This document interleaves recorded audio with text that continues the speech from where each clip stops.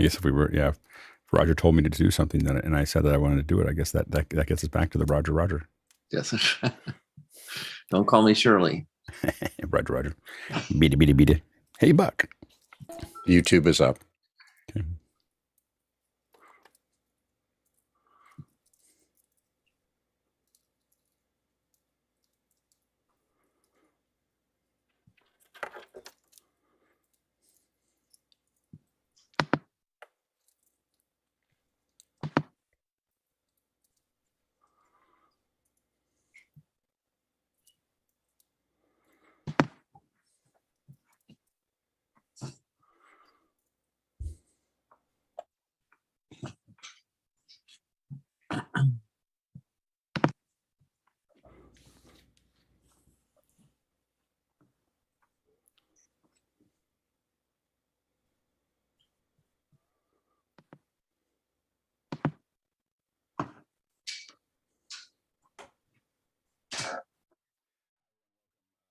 To our MakerBit session, and we're back here with Roger Wagner. Hi, Roger.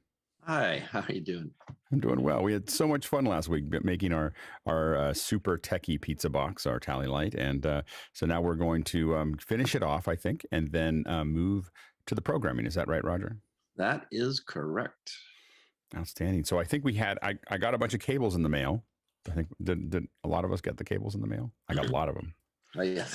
Yes, I did send, because you were missing one of each. I sent 2 of each. Oh, perfect. Yeah. So I guess that's where we probably end up starting. Do you have anything overview that you want to give us before we get started? Just let's see. Now you guys have Discord, but I have chat here. There were some links, and then also for screen sharing. Let me do that. Let me go to screen sharing. Now, can everybody see this document? Did that screen share? Yeah. Okay, good. So this link, excuse me, I'm a little hoarse this morning. Anyway, this link, the bit.ly link, this is sort of the giant overview document of everything. And I've been adding to it. Over the past week, I've created some test programs for the Wi-Fi, a test program for the LEDs in the Tally Light itself. I wrote 2 new tutorials on understanding the code. So and kind of. And by the way, for those of you watching on YouTube and some of the other folks, and you go, well, this is, I don't know if I need this. We're going to try to get Roger to do this again.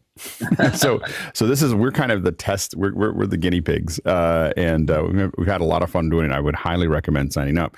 So, definitely watch what we're doing here. Watch last week's to get a little bit of an overview. But when it makes sense for Roger, and if he's up for it, we'll do this another round. We've learned a lot, in the process, and it feels like we should iterate. Yeah.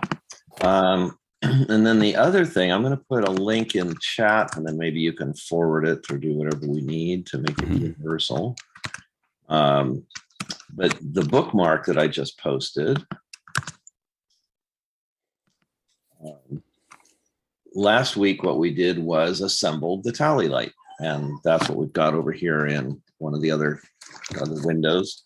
And what we're going to do today is finish the assembly with the Wi-Fi module, connecting it, which basically is just this. We just need to plug in what's called a Grove connector. You should all have a 4-wire cable that has a white plug on one end, and then 4 individual wires on the other. And so I'm going to switch. You might want to. I'll leave it to you to manage what's pinned and not. But let's see what we can get going here. I don't know what the best angle is, but let me just see here. See if I can get. And I appear to have 4 of those. Are there any differences with them? Are they all of the cables? Of the Grove connectors, yeah. Actually, you do, right. So the cable that Sky, how do you say your name? Shy.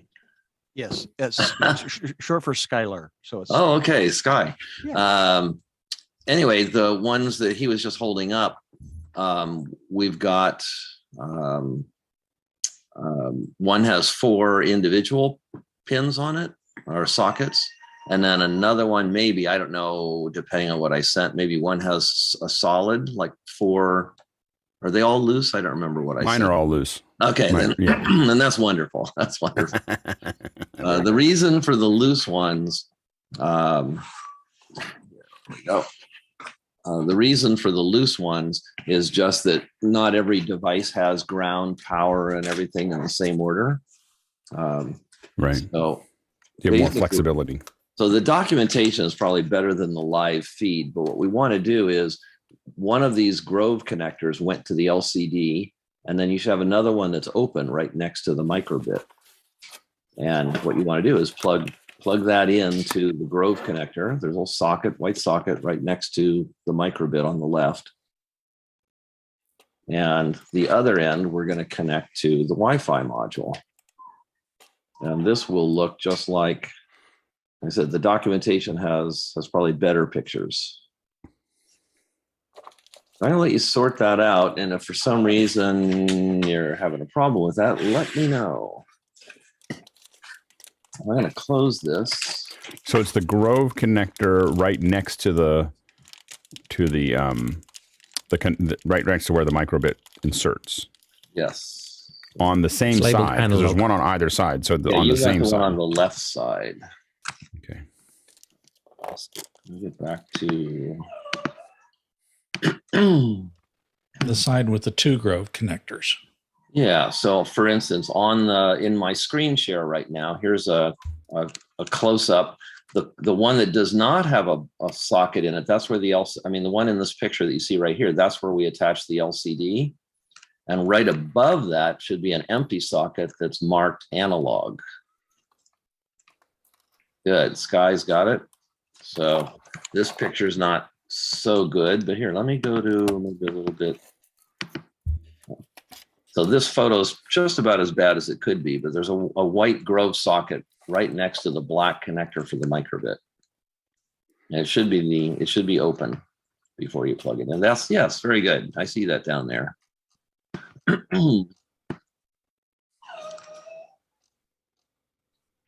Yeah, it's very good. Good camera work there. Yes,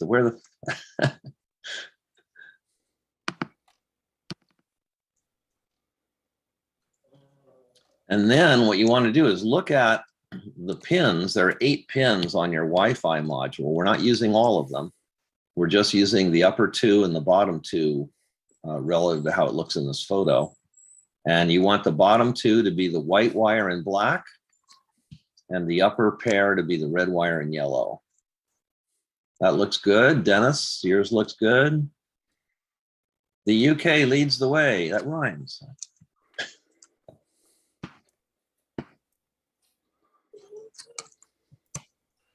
To be fair, I did do it when my cable arrived a few days ago. Oh, good. Let's see. What's that preview? Stop going. Be right back.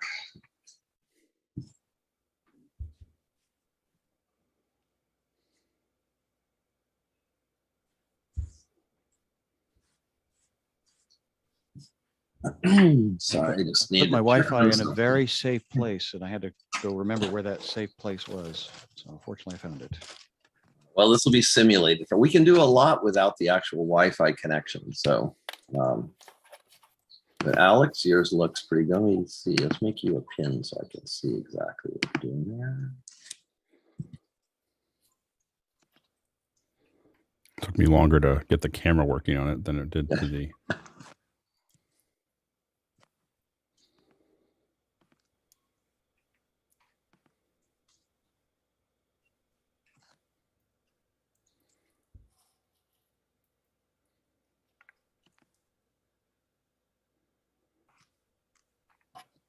How's everybody else doing?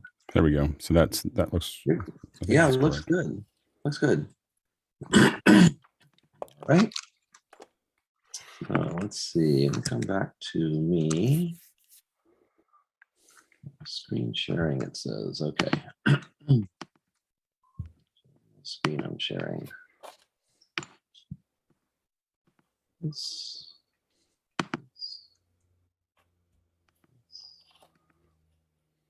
All right, just navigating the windows here. Okay, so here's the, I I assume I'm screen sharing too, so that's how those wires should look. You can see the Grove plugged into the analog position on the MakerBit, and the wires should be black, white, red, yellow.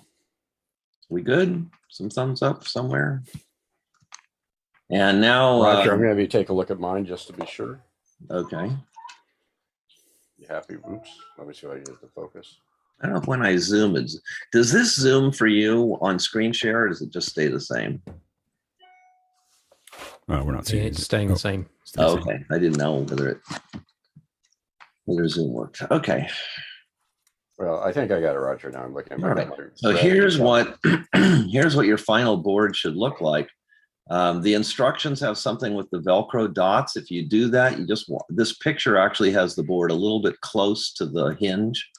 And I think it works a little better if there's about 2 or 3 inches between the hinge and the board if you glue it down, but it doesn't really matter. It's a pizza box. So if you've got that, again, that's what it should look like. I'm going to copy the link and put in the chat where we're going to next. Dennis, that looks good. You've got a model construct there.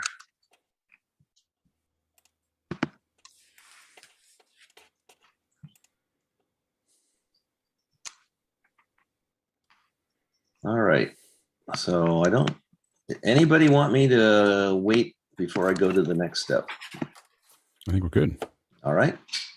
In that case, in the chat, I put a link, and where we're going next is it says testing the tally light. So this is where we really jump into the world of code, at least our first toe. So I've written a program that runs in the programming environment called MakeCode. And let me copy that link into the chat. Again, I'll leave it to anybody, a helper here to put it in Discord. So when I click on that link. Roger, there had also been a second wire that I was missing other than this one. Oh, okay. And I'm not sure how far back in the process. Good. Thank you for mentioning. I'll show you. I know just what you mean. Let me go to that. And sorry to make you seasick here. And I've got a 2 different 3-pin, right, three wires. Right. Now I'll show you right where that's going to go. Please, thank you. So the 3 wires are to connect this ring to the 8x8 matrix, and we're going to use 3 of these 4 pins that are poked through. And where those are is here, it's on, let's see here, just to say, we're on page 20. And if you, there we go. So if you you could do a quick search in the document for connect to the LCD, and right above that'll be a photograph.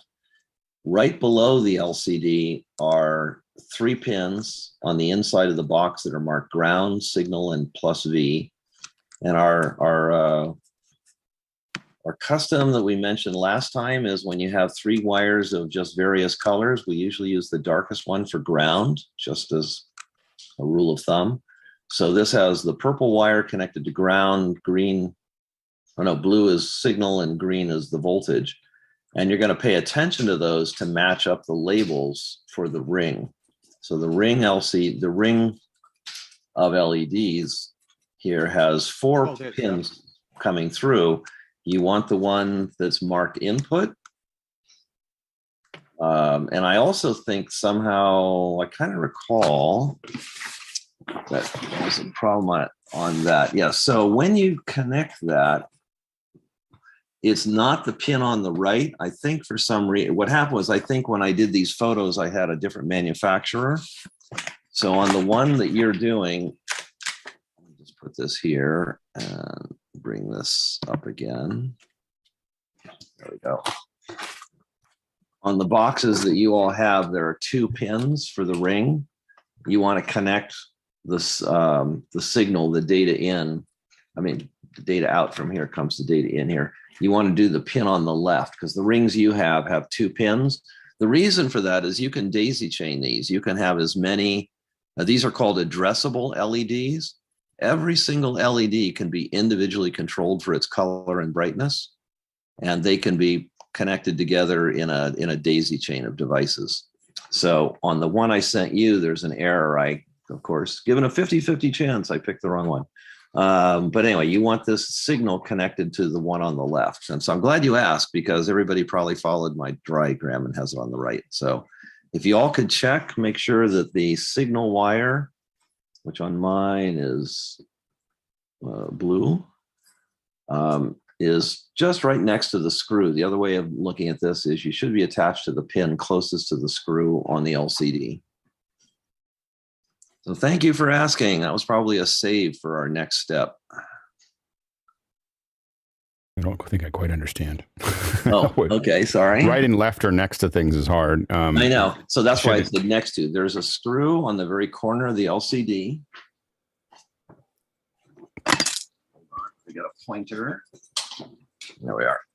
So on the corner of the LCD is a metal screw.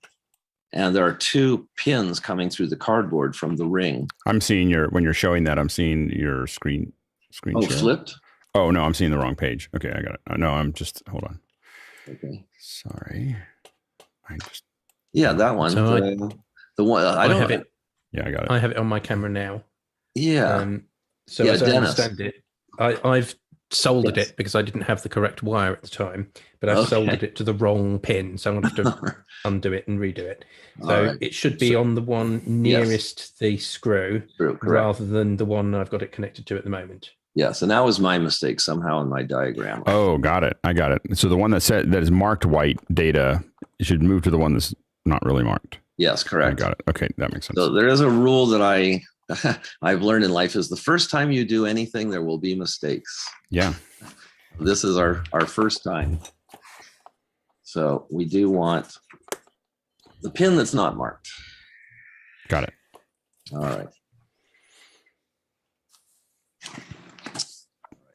Put this back together. But thank you for whoever asked that. And Rogers, is important when you connect it to the MakerBit board that you use the second position For the Grove, Yeah, not for the Grove, or for the pins that you have.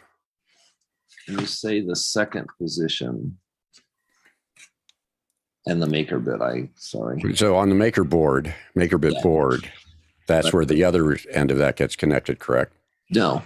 Nope. Okay. This is just a jumper wire that connects. This little 3-wire one is the one we're talking about. It's just connecting this area here is the 8x8 matrix. So the MakerBit came from the I2C, or I'm sorry, came from the 3-wire connector on the MakerBit, came down to the lower right position here. That's the 8x8 matrix, and then it has an out, and then the little 3-wire piece we're talking about that I sent everybody, that goes from the out of the 8x8 matrix to the in of the ring. Got it. And these, for some reason, the pins, the pins and these sockets I noticed on the ring, for whatever reason, the pins on these rings are probably, 1/1000th of an inch too smaller. They're just not as secure. And so I did a couple things. One, I just bent the pin over, which I don't. You do at your own risk and buy replacements as necessary. But anyway, I bent the pin over and taped it, and that gave a good electrical connection. This guy is just kind of, I don't know, he's okay. But I noticed that on these pins, they weren't quite as mechanically secure as some of the other ones, like the touch pins. So. And also on your documentation, it said black, white, and red, but the 3 cable I had is blue, purple, and gray. So it doesn't. Yes, really and that's yes. So that's why I was mentioning about the custom of just picking the darkest color for ground. Got it. Where these came from is one of those bundles of 40 cables, and I just peeled off 3 at a time. Ah, thank you. Okay. So And then, colors may vary. but its purpose is to go from there into the back of the The ring, and that did come through on the documentation. There's little faint little lines to follow. Yeah. If you follow the lines, you'll be okay, other than my mistake. Thank you.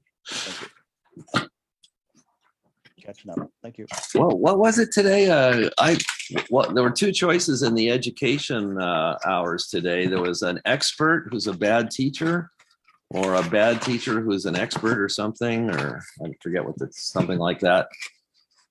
And you probably have the 2 worst of the matrix today. You've got somebody who kind of knows the material, who's not a very good teacher, but We think you're doing great.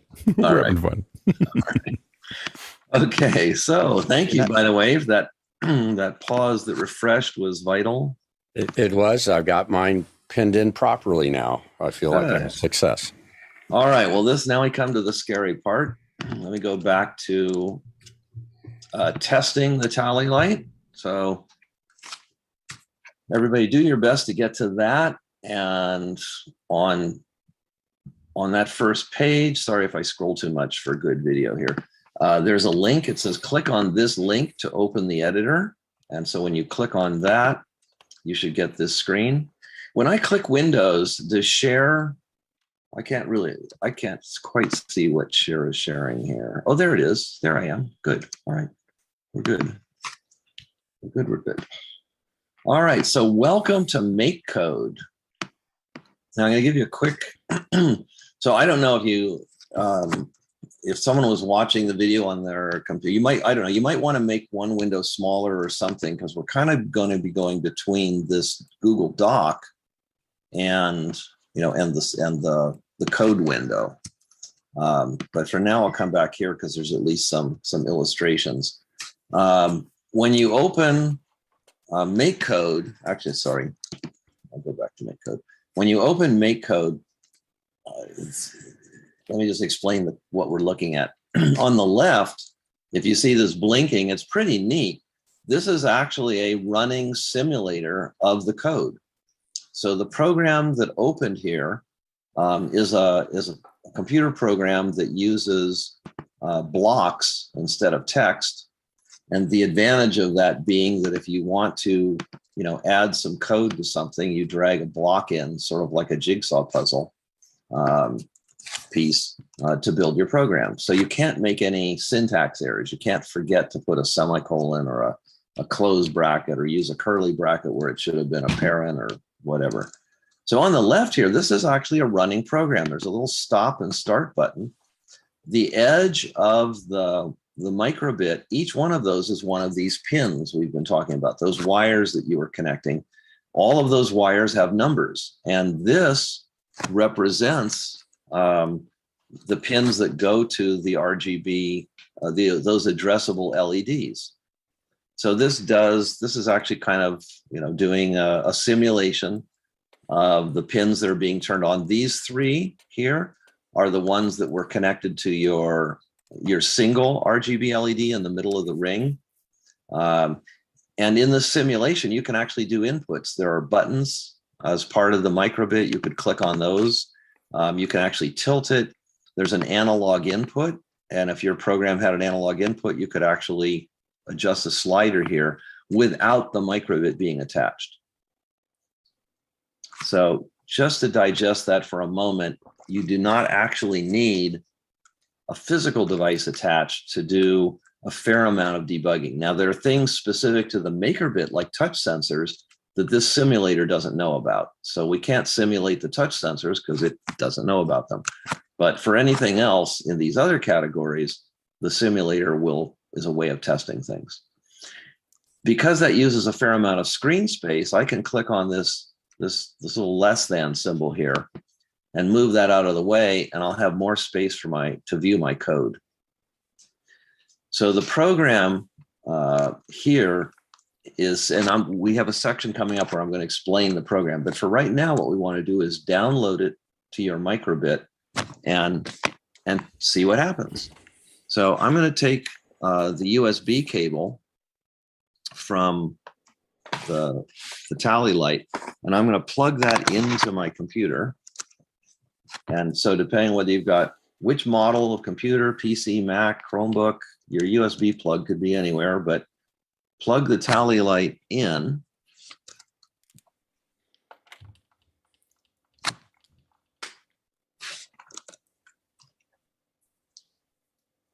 In my tally light, this cable is the one that has power as well as a USB. Yes, so you do want to make sure that both cables are plugged in. Now this actually has that switch that we have not done the instructions for installing the switch. So ignore the white wire, but basically the barrel connector, I guess if I say that, I could ignore it. Hold on. The white cable to one side, and then I'm going to plug the barrel connector to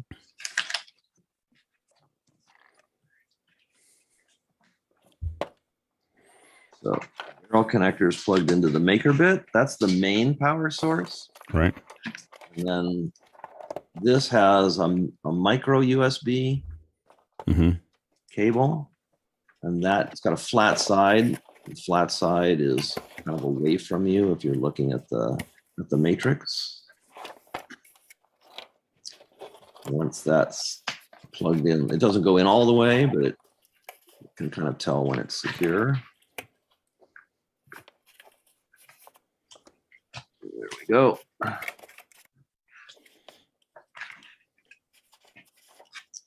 So small cable MicroBit, big cable MakerBit, plug in to a USB on your computer.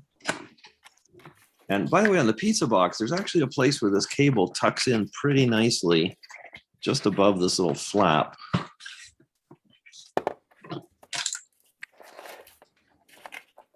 Not in the corner. And I put my MakerBit too close to the. Whoa.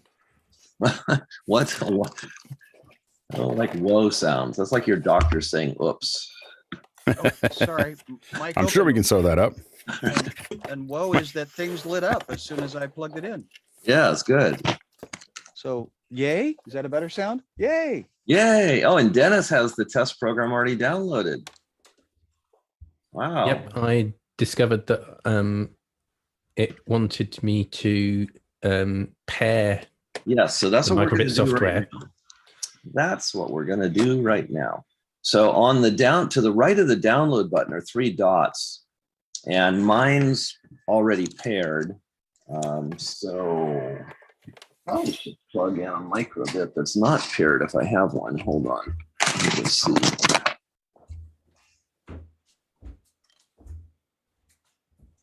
What the pairing is it some magic ID number? It's kind of like Bluetooth or something, but it's through the USB cable. Yeah, let's see now.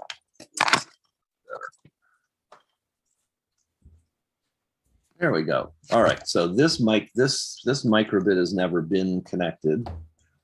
So I click on the 3 dots and it says click for one-click downloads. So when I click on that, it says connect device. Now I only get to do this once because once I do it, then it'll be paired. So I'm going to click on connect device. It says make sure it's connected to your computer. It's got a cute little diagram. Click next.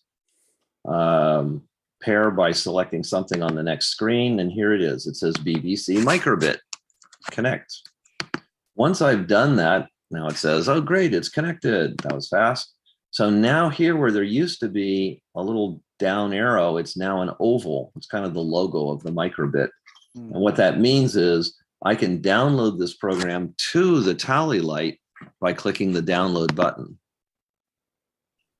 And when I do that, I get some spinning. All the lights on the, all the LEDs on the MakerBit light up during a download. So now it says downloading. These all should light up. That itself is a bit of a test. And the first time you do a program download, it takes longer. The program actually caches things. So if I made a change to the program and did this again, the second download would be faster. So there we go. So yours should look like Dennis. And let me see where mine is here. Mine's down a little bit. Move it up. No, mine doesn't seem to see it. So, Oh, okay. So make sure, let me go back to this view here. So you want to make sure that you're plugged in to the USB on your computer. I'm plugged in. And you do just for morbid interest, do you have a Mac, PC, or Chromebook? Mac. Okay, good. And let's see, that's Alex speaking, right? Yep. All right, let me pin you and just take a quick look at. Maybe I didn't push this in far enough. Hold on. Feels like it's all the way in. Okay, yeah, there's a little bit of the pin showing. Yeah. So it doesn't go in so far that they disappear. Okay. Yeah. Yeah. All right. Let's see. How do I make you bigger? There we go. So that looks good. The power looks good. What am I? And then in the, let's see here.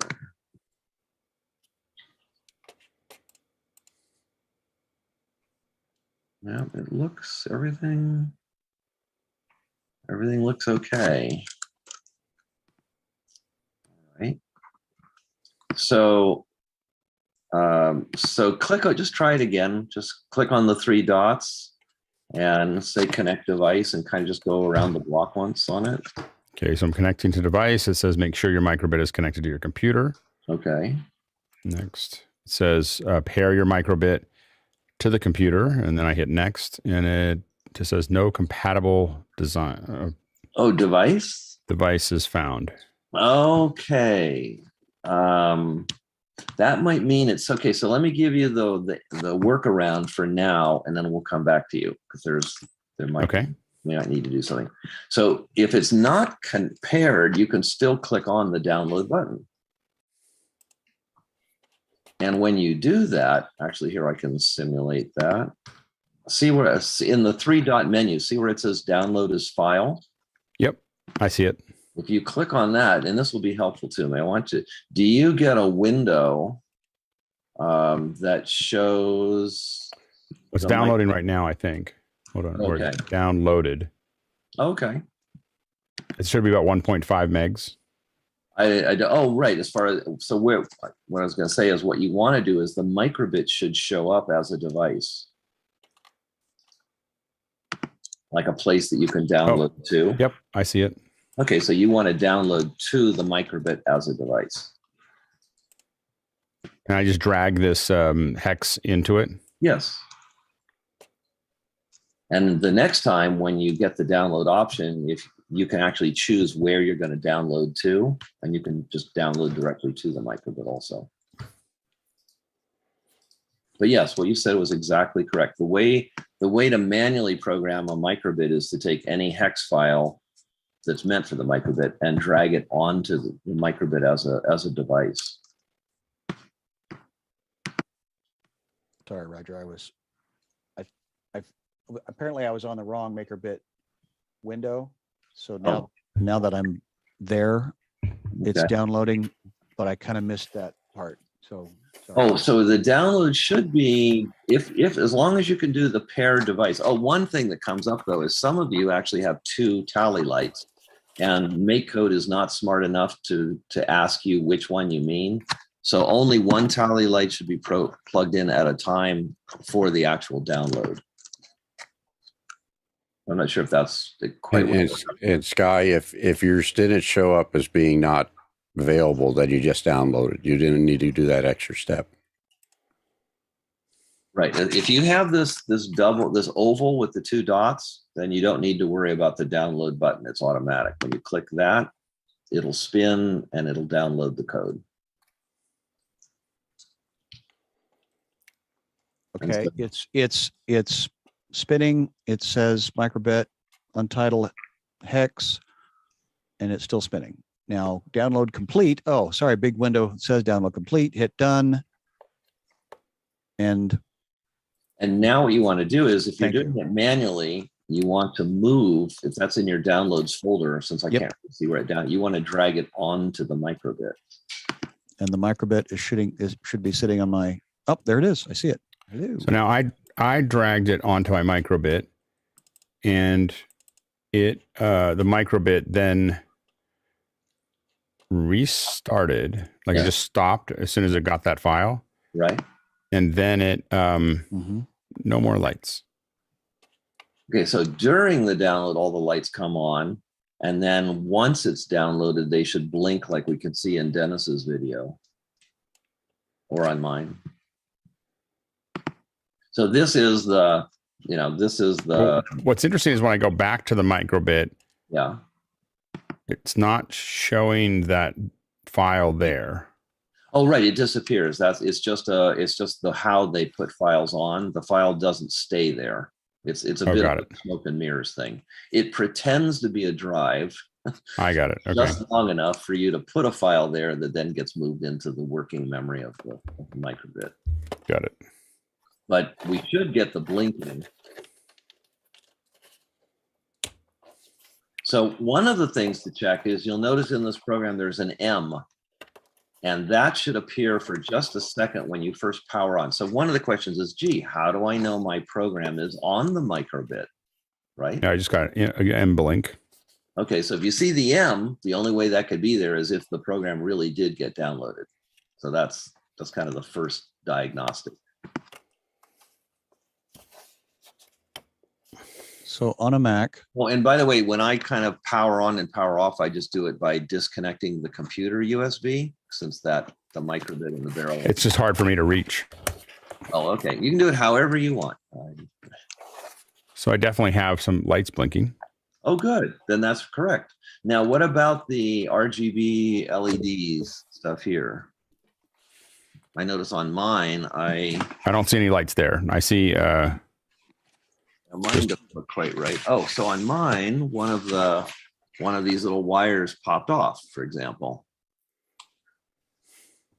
So when I opened the box with all the manipulating I was doing earlier, one of these wires for the So all the things should be doing something. Yes, everything should be doing something. There we go. So my power light or something was not connected. And so now what you should get is a rainbow of color on the ring that moves. The LCD should have some text. Yeah. Light should be blinking. No. All right. So this is the My top piece. Whoop, I've lost that now. Hold on. My top piece had text and now it doesn't. Hold on.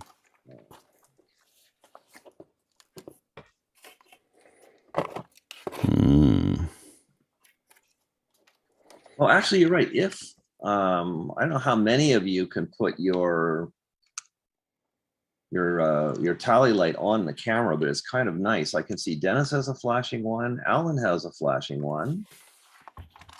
Other ones, I don't have image. Josh, My top LED was working, and then when I closed the box and opened it again, it stopped working. So probably what happened was something came loose. So just open it carefully, see what might have come loose. The problem is it shows a red light like on the back. So, like it's getting something here. Oh yeah, I mean, I'm sure that like there's a blue light on the MakerBit that tells you if it's got power there.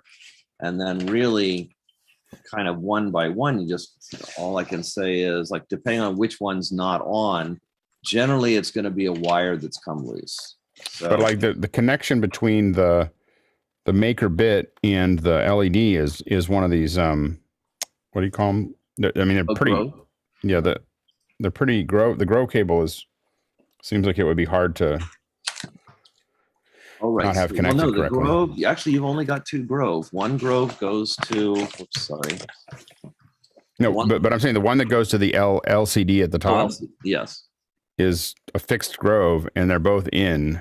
So right, I'm not so sure. The LCD is not on. The things to check: make sure that this jumper did not come off. So jumper is very well facet. Good. So there's a jumper here. Make sure that black is the wire closest to the outs. Yep. Black should be where my finger is, towards this edge, closest to the screw. Make sure power-wise. But what was it was working before? Yeah, so make sure the barrel connector is well connected. Yep. And you should have a bright blue light on the MakerBit board. I do. Okay.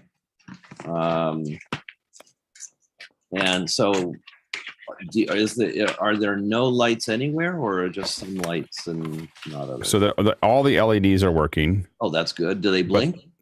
Yeah, they're blinking. Oh, good. Okay. These two are not working, and the LCD was working, and now it's not working.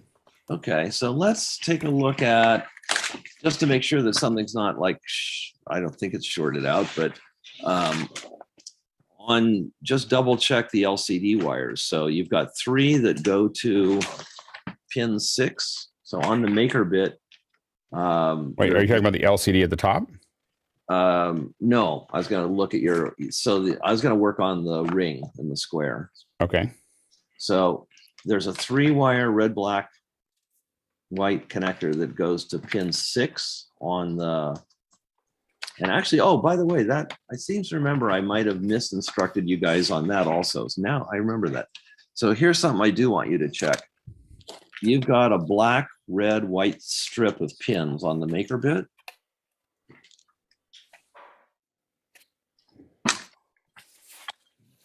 Blue pointer. You mean this one here?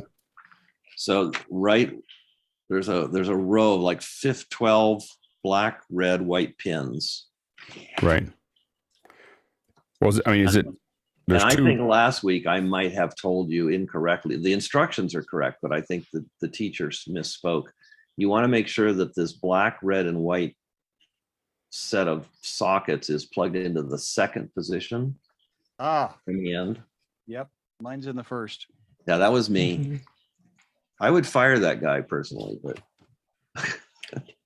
so yeah, the instructions are correct. The instructor was not. So now they're on full time. Yeah. Yep. So make sure the black, red, white are in the second position from the end. That's pin 6. No, they're not blinking or anything. They're just on. Is that correct? On. That's fine for now, because then when we restart, they'll be happier. Okay, I'm going to restart this one because the LED was working before. I don't think anything that has been. Is there any like order in which to unplug it? No. But try again. Unplug, replug. You do it from the computer, it's a little better, but do it however works for you. Yeah, my square and my circle are not. The problem is I'm on an iMac and the computer is like not. Okay. Right, I got not reachable. Yes, I understand.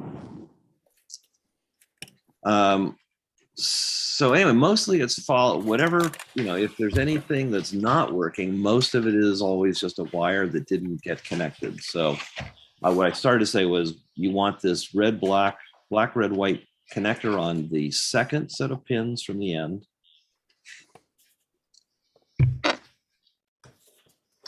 Or more or less. And then they should come to the upper right connector of where the back side of the square matrix is. And when you're not communicating with the MakerBit, do you need the USB connected? No, the little one. So if you're not loading something into it. Correct, exactly right. So if you're not programming it, then you don't need to mess with the little one. In fact, yeah, it's all you need is the barrel connector. So yeah, so for you, Alex, it'd be a lot easier. I would disconnect the little cable. I did. And again, what was interesting is that the LCD was working just fine. Uh-huh. And then it stopped. Huh. All right. The only other thing, is just wiggle the jumper. Do you have a red light on the LCD? There's a good question. I have a red light in the back. Okay, good. And it's on. Like it's definitely okay. The wires that are connected to that are definitely. Well, and it's possible, maybe just because you're, the leader always takes the first arrow, right? So maybe you got the 1 out of 20 short-lived LCD. Who knows? There you go. Well, let's move on. All right. What I was going to show you, I was looking for my little screwdriver here. There's no way this could have gotten changed, but later. Oh, mine turned back on again. Well, there you go. I just sent you a magic vibration. And I know. Like I didn't unplug or plug anything in. It just was like, sure. Did someone say my name? This is the magic Roger always does. That always impresses me. All right. Let's keep moving. I don't want to keep everybody waiting too long. All right, so let me put the box back together. So hopefully what we're striving for is a blinking, spinning, happy tally light box. I think I'm there. Roger, can you say the name Sky 3 times then? Because I'm still dark. All right. Let's see, a little further from, do we have no lights anywhere or just some lights? I have the bottom set of LEDs, the little RGB, but nothing in the circle, nothing, okay. nothing in the. That's where I am. Okay, good. So let's go check again. So just follow the I told you all I know about electricity is what my mom told me. The electrons are like little cars on a road, and when the bridge is out, they spill all over the floor. So, but they're very tiny, so you can't see them. She was very scientific.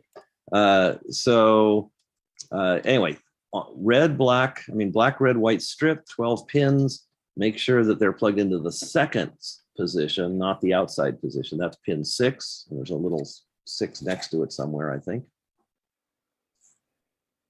Follow that wire. It should come to the upper right of the square. Oh, sorry, no, it's the lower. I'm upside down. It's the lower right. So these should, but there's nothing, there's no other option. It should be on near the outside edge where it says ground signal volts. It should be black, white, red. Yep, well, let me reseat them. Oh, right. By the way, that's really important. The reason these are sockets is, remember I said not everything comes in the same order. So black, red, white is kind of one protocol, but the 8x8 uses a different one. So it's not black, white, red. It's black. I'm sorry. Anyway, just pay attention to the labels. Okay, so what it black, says, white, red on the paper. okay, thank you. Got So it. black, white, red on the paper, which is a different order than it was down here. That goes into the 8x8 matrix. The out is here. If you were debugging, not suggesting, but if I were doing it and I had lots of time, I might actually disconnect. I might actually disconnect the ring just to figure out whether the problem was downstream, if you get my meaning. But anyway, what it should be is these 3 colors may vary, but you just want to make sure that these plug in to the 3 positions on the ring. But if these are not connected, the problem is if these were like reversed and it was sort of like shorted out somehow, that might drain enough power to make a problem. But it doesn't, if these are blinking and the LCD is on, things are probably okay. But again, if it were me and I had all the time in the world, I'd disconnect this. I'd see if just the 8x8 worked. And if the 8x8 worked, then I'd plug back in the ring and I'd start it again and see. I think the issue on mine is that I never got the code into the MakerBit. Oh, that would do it. Ah, that might be me too. Ah, okay. So yes, so remember I said, if you want to know if the code is on the MakerBit, I plug this in, the letter M will appear for 1 second.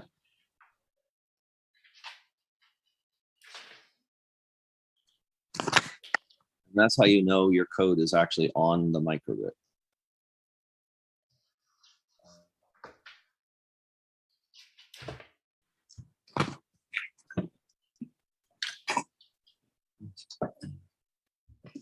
I think that's the misstep. Okay, well, that's a good misstep because that's the easiest to fix. So go. So if I get the M, the code is on. Correct. Okay, got it. So from the Finder, You want to drag the downloaded hex file onto what the MakerBit as it appears to be a disk right? or a storage device, depending on how.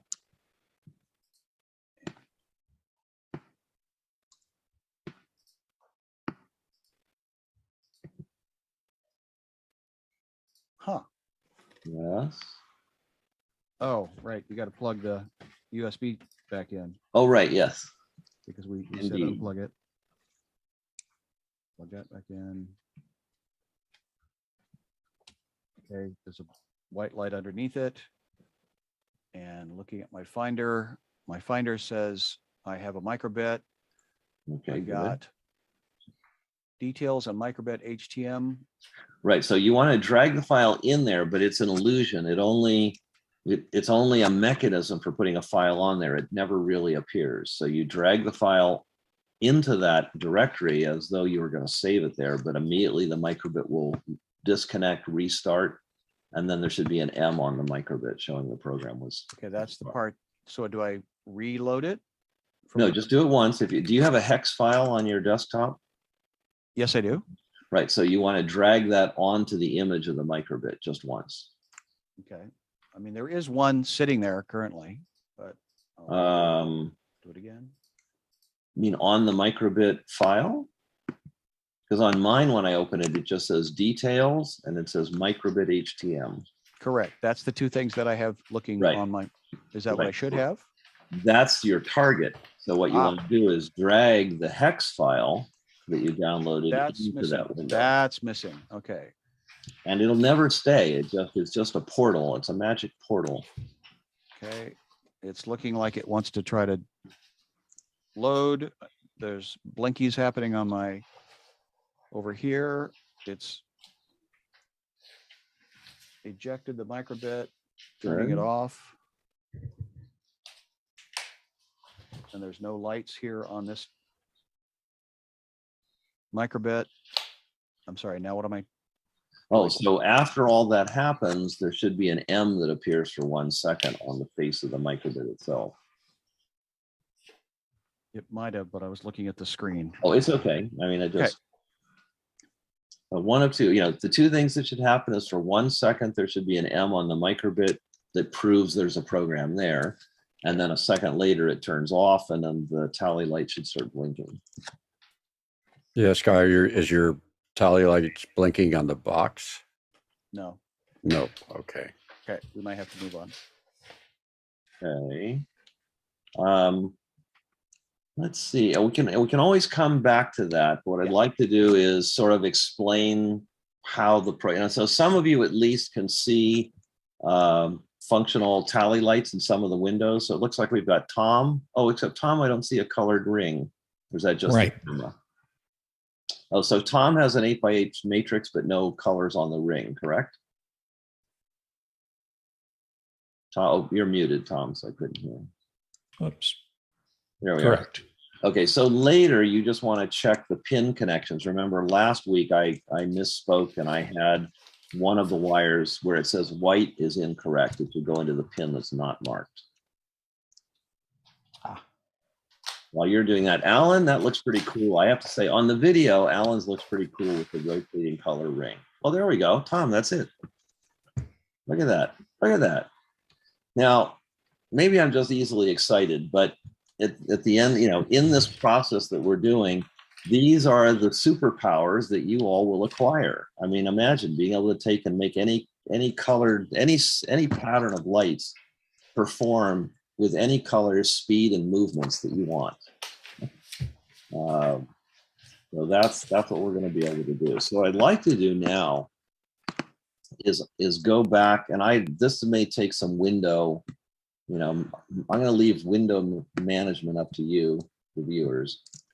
What I'm going to do is go through understanding how this program works. And so what the words that I'm speaking and the general flow, I'm going to go back to the documentation. Oh, here's troubleshooting. So we did that. And then it says, oh, connecting to Wi-Fi. Sorry, I'm leaving out a step first.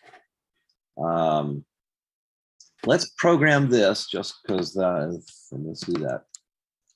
So we're going to load a different program that tests your Wi-Fi connection. And then I'll explain the code. I remember that now. So I'm going to put this link in the chat. Or at the end of the document you were already in is also the link. But we're now going to something called connecting the tally light to Wi-Fi.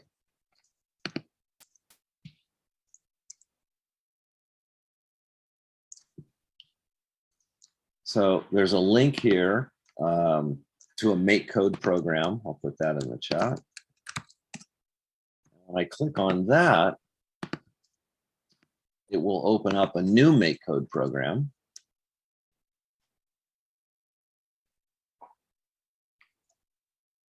And again, I'm going to click on this little kind of like an arrow to give myself more room in the window.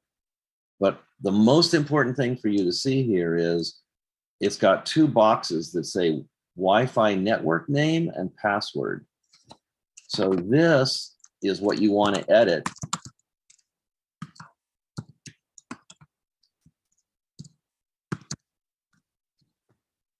And then you want to put in your password. Now here, I'm at work, so this is our corporate network. So I want you to all blank out your screen while I type in our corporate password.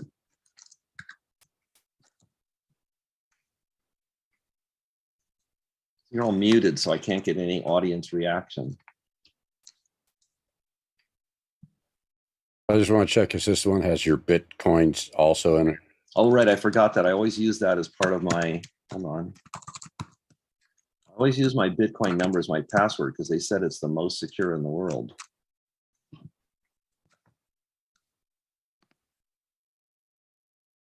You guys are a tough audience.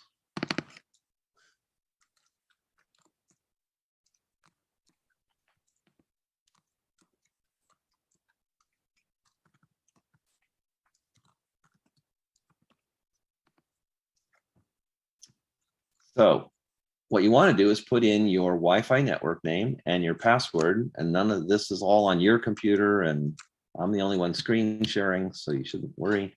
You click download.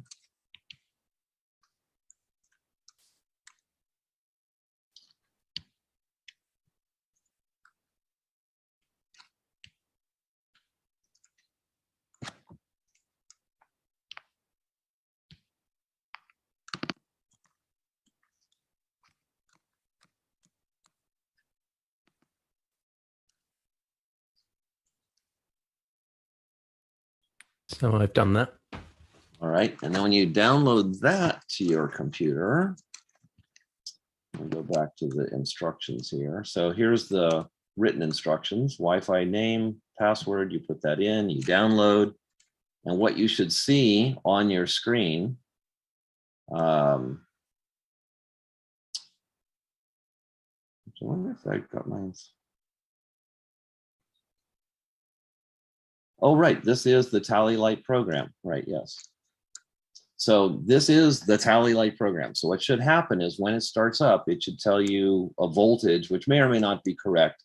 There's a detail about that explained in the assembly instructions, but the MakerBit can monitor its input voltage, and there's a little trim pot for calibrating that.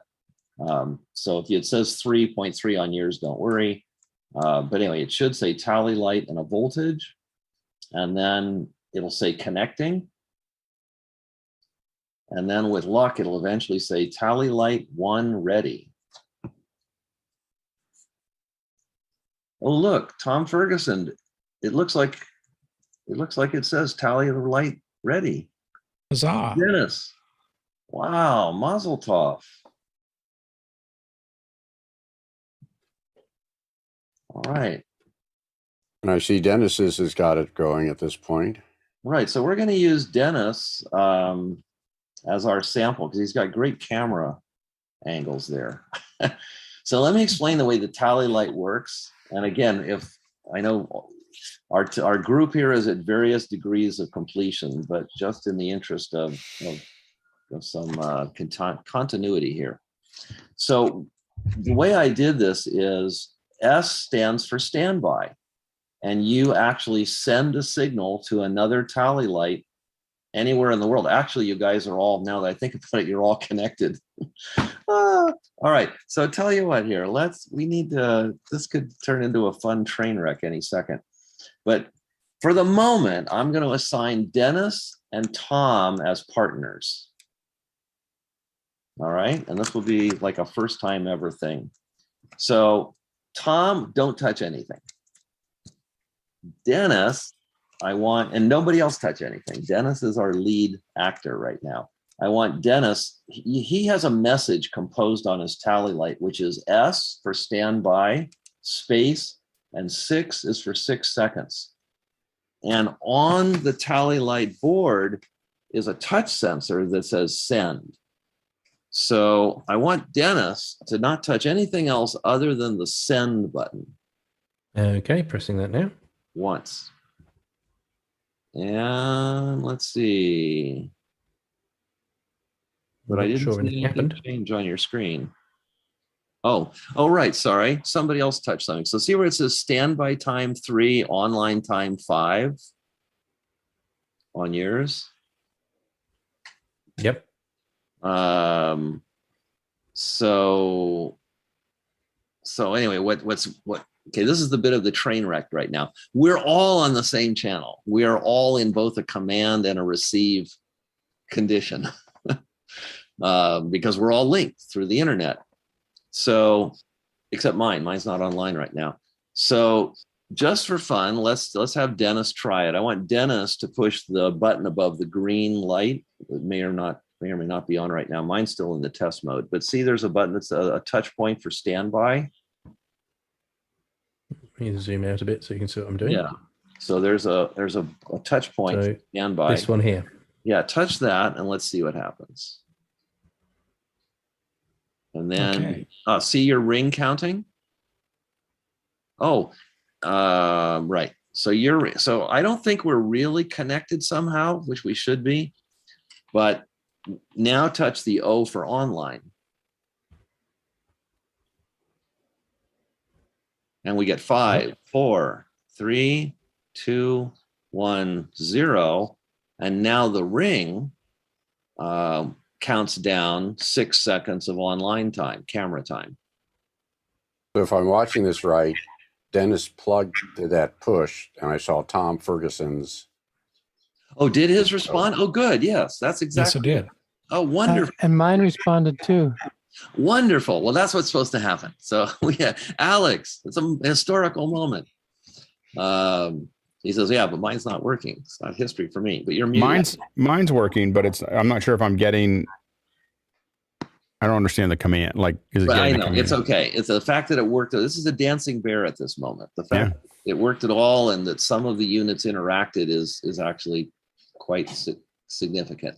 So let me explain. I think, Roger, we should take a moment to celebrate because I don't think that's quite clear. What happened was Dennis pushed one of the touch sensitive screens and it set 3 other of the remote tally lights to a countdown from 5 to 0.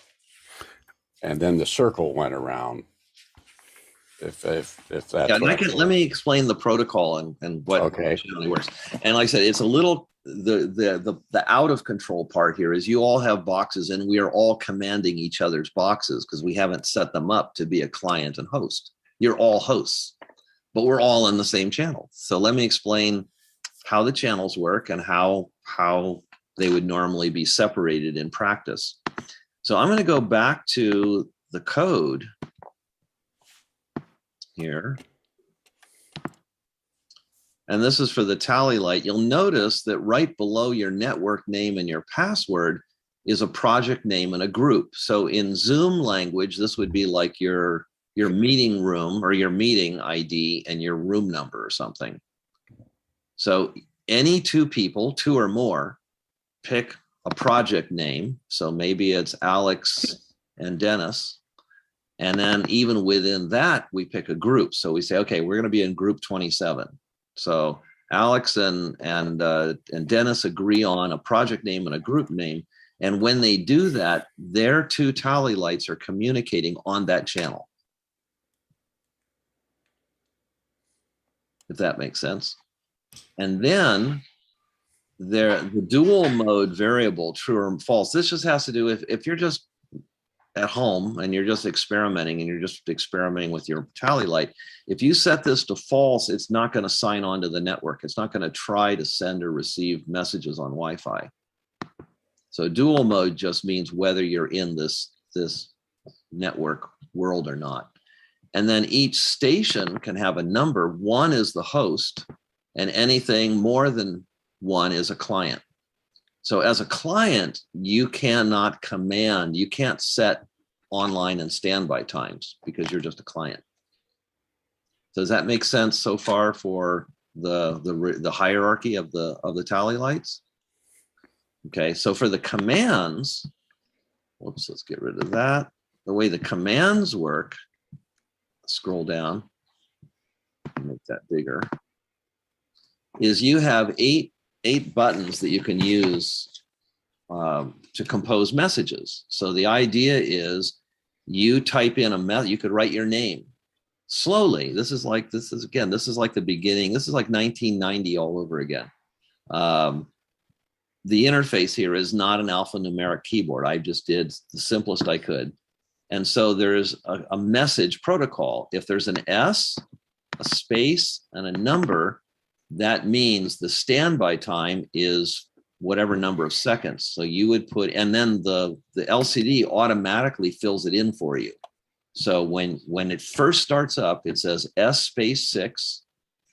And at that point, you could hit the delete button to erase the 6 and put in 12 or any number you wanted, right? So you would put in space, it would be an S, there's a space, you hit delete, you put in 12 or 60 or 120 would be 2 minutes, right? And when you hit send, it sends it to all of the other tally lights and it appears on their LCD. So their LCD now says standby time 6 seconds.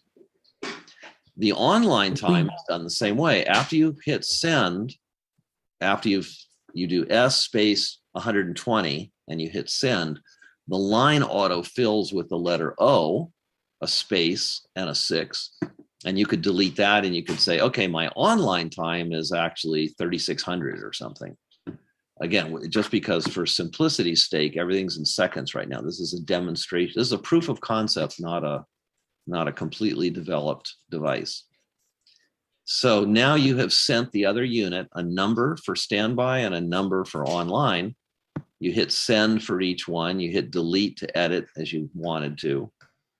And when you hit the S touch button, the touch point above the words standby, it sends just the letter S to all the other tally boxes, tally lights, and they begin their standby countdown, which is the ring, not a 5, 4, 3, 2, 1, just the ring.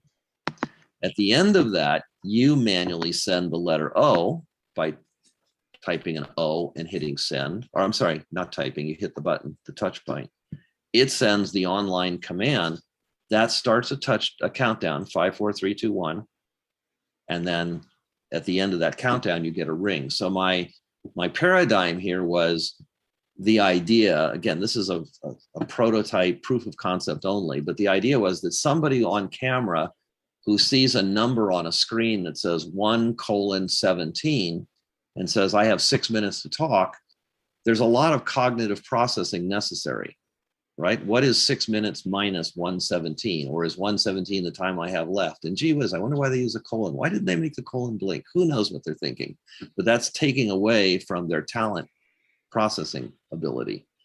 So I thought using a ring like a clock that just shows a pie chart of the remaining time is more kind of whatever it's left brain or right brain or something, but something that's easily processed without putting a lot of load on the person who's got an eye on the tally light. So that's the reason for the ring. So let's go back. Can we go? I'm going to go back to gallery. And now that I gave you the explanation, can we try that again? Yeah. So I've so just been speaking to the back end. So we've got me and Tom in a super source, so we'll be able to see it all happening side by side. Let's go the other direction. And what we could do is try Alan. Alan, can you unmute and tell me where you are?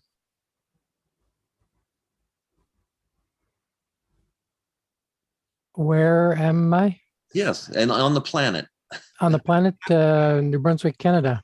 All right. So we actually have a global network, right? We've got Dennis, UK, Phoenix, Arizona, and Canada. So Alan, what I'd like you to do, I'm going to pin yours on my screen so I can see you better here. Where did you go, though? It didn't make big. But all right. So I can't quite see your screen. Does it say S space 6? Yes, it does. Okay, so what I'd like you to do is only push the S touch point, the standby touch point on, it's above, yes, right there. Of the green. Yeah, above the green light. And what should happen on anybody's who's in this group is your LCD should change to say standby 6. Dennis, does yours say standby 6 by any chance? It doesn't. No, I've got the message light on. Oh, currently I know and the why. light to- There's a, let's see, is there a reset button? I'll tell you, let's do a fresh Sign start. on. It'll do a new sign on, but if you don't mind, if our 3 participants, Alan, Dennis, and Tom, could just unplug and replug and just let them all kind of start up, sign on again, just so we have a known state of hardware and software. And let's see, Dennis, could you just like read out what your screen says as it's signing on? Tally light voltage 3.2 volts, C1 connected, and now it says tally light number ROM ready S6. Okay, good. Well, that was fast. Okay, and how about Tom and Alan? How are yours? I have Just got tally through number the- 1 ready. Okay. S6. All right. In practice, we would have changed your tally light codes to be like tally light 2 and 3, but it's okay. It doesn't. I think it'll still work. So I want Alan, unmute Alan, and just push the send touch point, the touch point right next to the word send. All right. And now I see Tom's just changed to say standby 6, correct? Yeah, it said standby 6, but the message light came on. That's showing that you got a message. So you got a message, I think, or you say, I don't know, but that's good. It's a feature, not a bug. Now, Alan, now yours says O space 6. Is that correct? Yes, it does. Now, what I want you to do is push the delete button once to erase the 6. See where it says delete right to the left of new message? Done. All right. And now let's put in 8. Oh, how do you do 8? Sorry. See where it says +1 letter and -1 letter? Yes. Push the +1 and tell me what you get on your screen. I now have 07. Oh, good. All right. So do one more. Press one more. So I want to make it 8. So now does it say O space 8? No, it says 08 without a space. Oh, okay. So here, delete, press delete. All right. And now is it O? I don't touch it. I see you touching stuff there. Okay, so I'm now in number. Right. So the way it works is so if you want to type O space 8, I didn't want you to erase everything. I just want to leave the O. Do you still have an O? Getting there. No. Do you still have? Oh, you're typing in the O. Okay. Yeah. All right. And then if you want to do a space, when you touch the button that says space alpha, you should be able to put a space in. And it erases my O. Oh, okay. So now, see where it says next position? That's how you move. So what I want you to do is do an O. Sorry, that was my mistake. So hit the space alpha and then +1 letters until you get an O, or you can do minus because it wraps around. But you want an O, and then you need to press next position.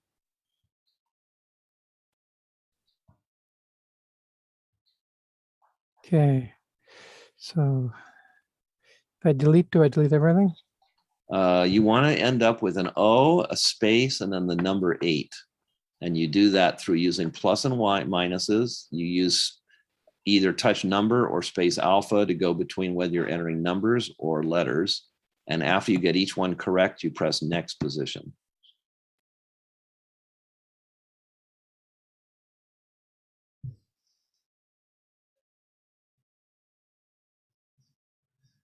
Okay, I have an O. Next Right, position. hit next position. Next And then touch position. space. Okay, so when I press next position, I get more O's. Yeah. So now hit plus and go from O to Z and then a space. See your plus letter to the left? So in any given position, you want to rotate through till you get a space. See, most of you guys are too young to know, like when I got my first Garmin GPS, this was how you had to put things in.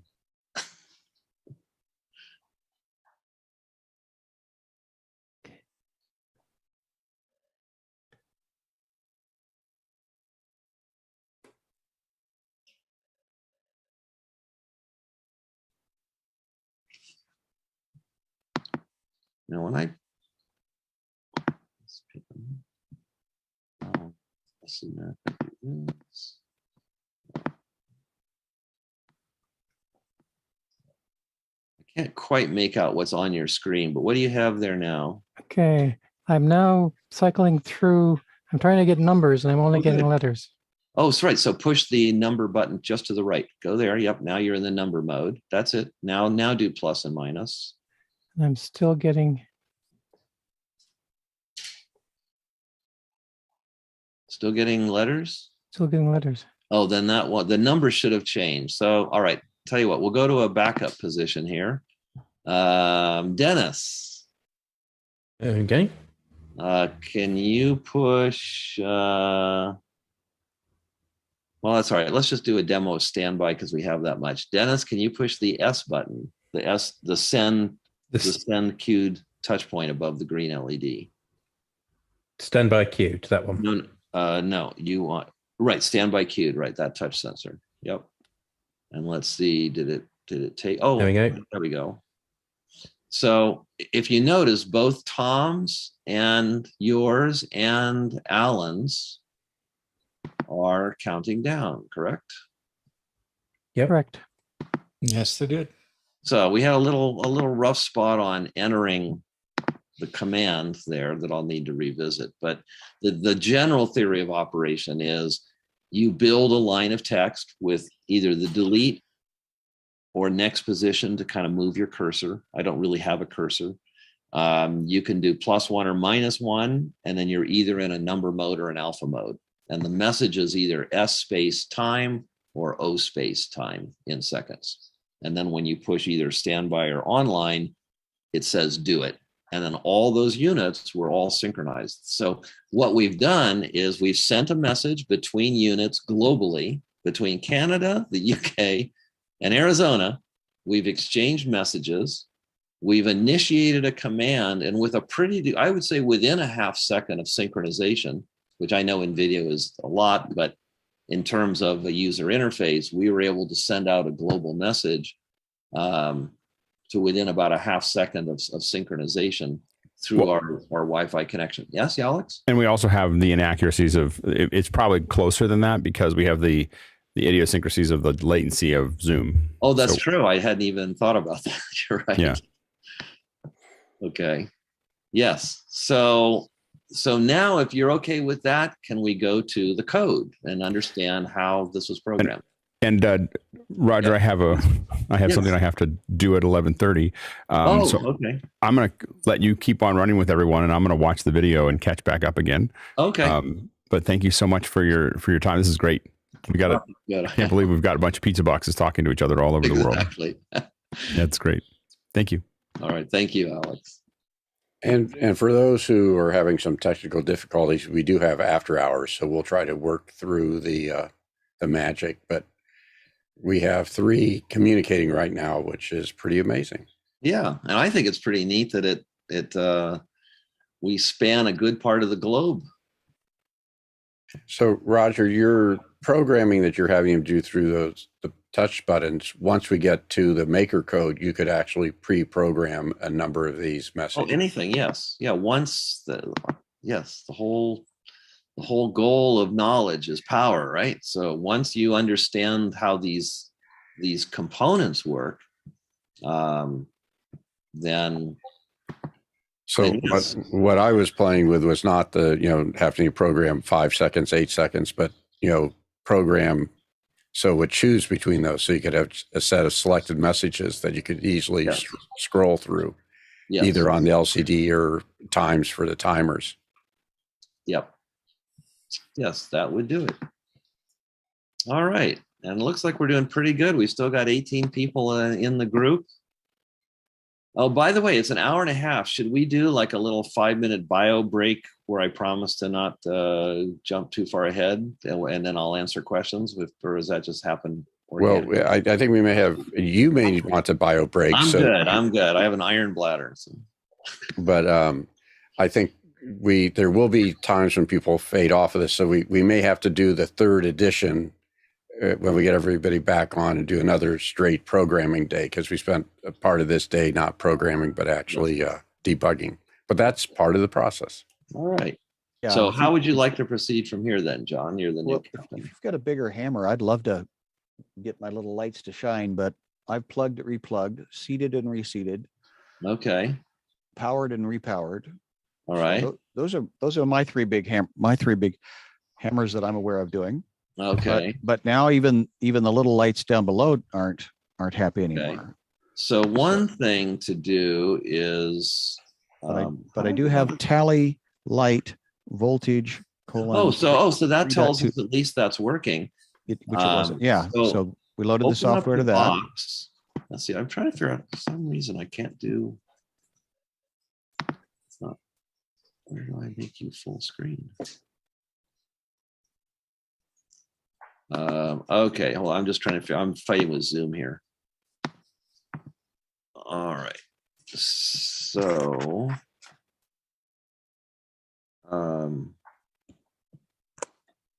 what would you like me to point at? Oh, hold on. So, which program do you have running now? The Tally Light program or the test program? Again, that got a little bit hazy. Okay. So can we go back specifically to the test program? Okay, let me see if I can do that. And in your Microsoft, in your tabs in your browser, for example, the name of the program is at the bottom to the right of the word download. Does Tally Light 3. Okay, that's the Tally Light. Do you have 2 tabs available or just one? I have the second tab that has Untitled. Oh, okay. Then let's go and get. Let me go to the test program. Hold on. Sorry for the scrolling. Understanding the test program. I looked down and everybody. Look at that. That link is wrong. Hold on. What else is new? Hold on. Is it still in the chat by chance? I might be. It doesn't make. Let me just make sure that I get you the right one. Thank you. Something.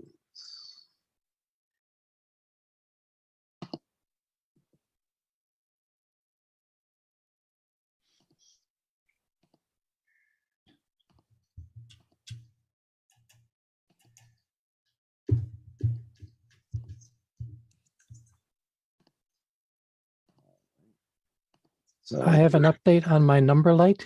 Yeah. I hadn't cut off the backing, the extra length on the backing connector, and my pin was not making contact. Oh, good. So I fixed that, and my number key now works. Terrific. Very good. Okay, so let me give you the link in chat. I think I just did that. I put a link in the chat just now. AEP ends in AEP, and that's understanding the test program.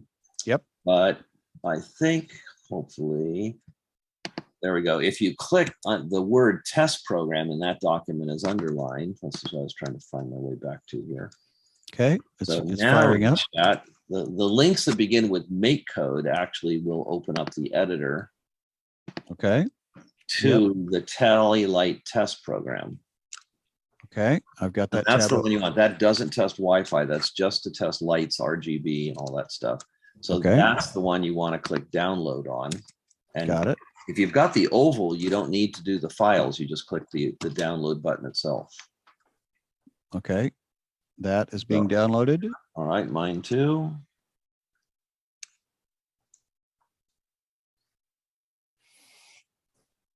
And I can drag that over onto the MakerBit. If the direct download doesn't work, then you download a file and drag it onto the MakerBit. Okay, that's what I'm doing anyway. It says copying estimated time remaining. And that's done. MakerBit has been ejected. Turn it back. Oh, look at all the lights. I have lights. Yay. Yay. I have lights. They're pretty. Good.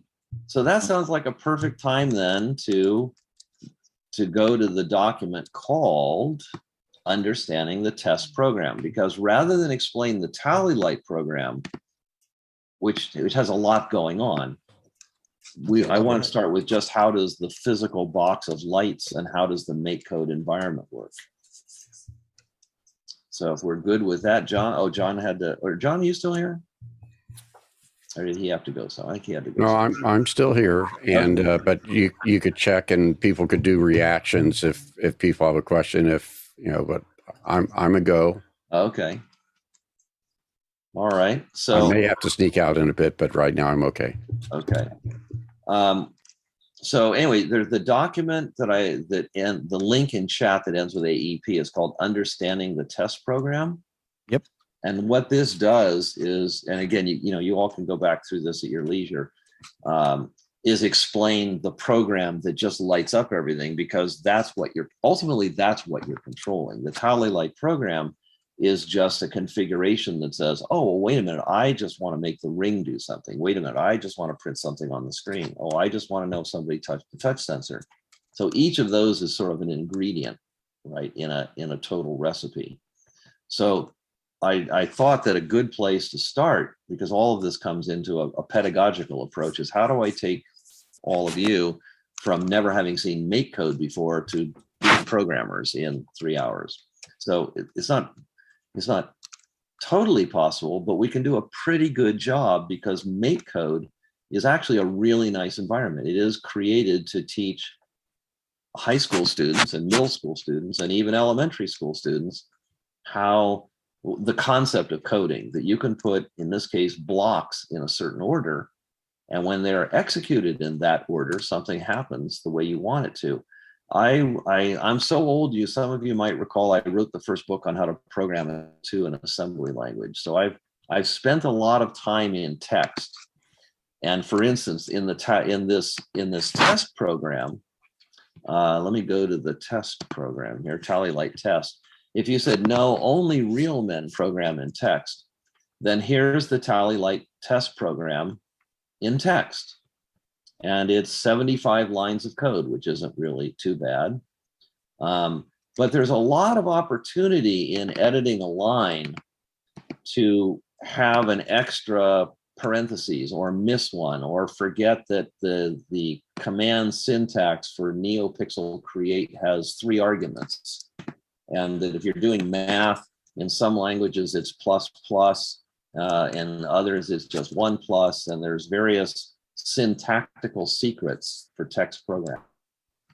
With block programming, if you want to pause something, or for instance, instead of the M, I want to show a heart, I could come to basic, come to where it says show icon, drag that block in, and then go to a menu of different symbols, right? And say, yeah, I want to show a little house. I want to show a little man.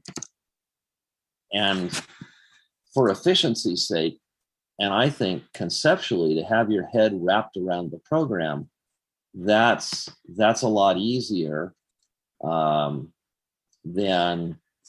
dealing with text. So there's a reasonable question. So Roger, when would you use text? Why learn text? Obviously, if I work at Google, I'm not programming with blocks. So why text? When text? My answer to that is really just 2 things. One of them is the size of the program.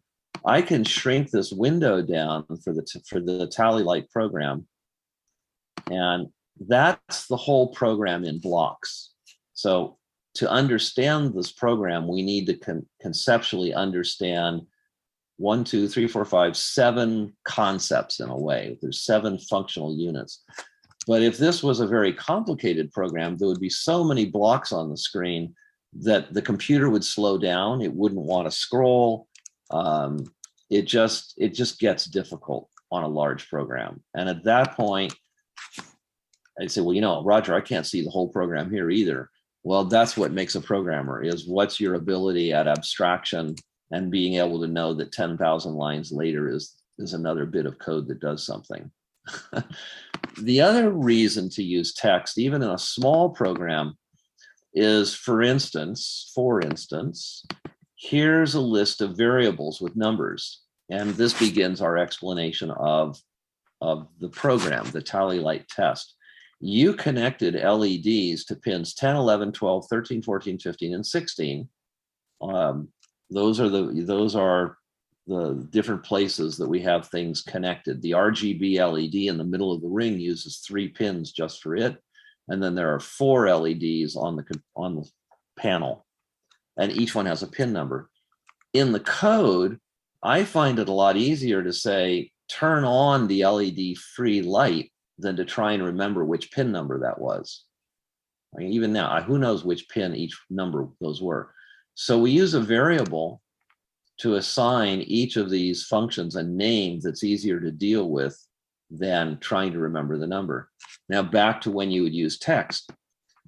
You might find it easier if you had to make a list. Here's that same code in text. I might find it easier to say, well, yeah, actually, I just want to hit return and type in a new variable equals 27, and I want to do that 10 times. I don't really want to drag in 10 blocks. And that would be fine. And so, for example, how would I make a new variable? There's a category called variables. I'd say make a variable. I'd give it a name, my new variable. And now in my list is something called my new variable. And down here is a block that says set that to some value. So I could say set my new variable to 99. Now, conceptually, does that all kind of make sense to everybody? Yep.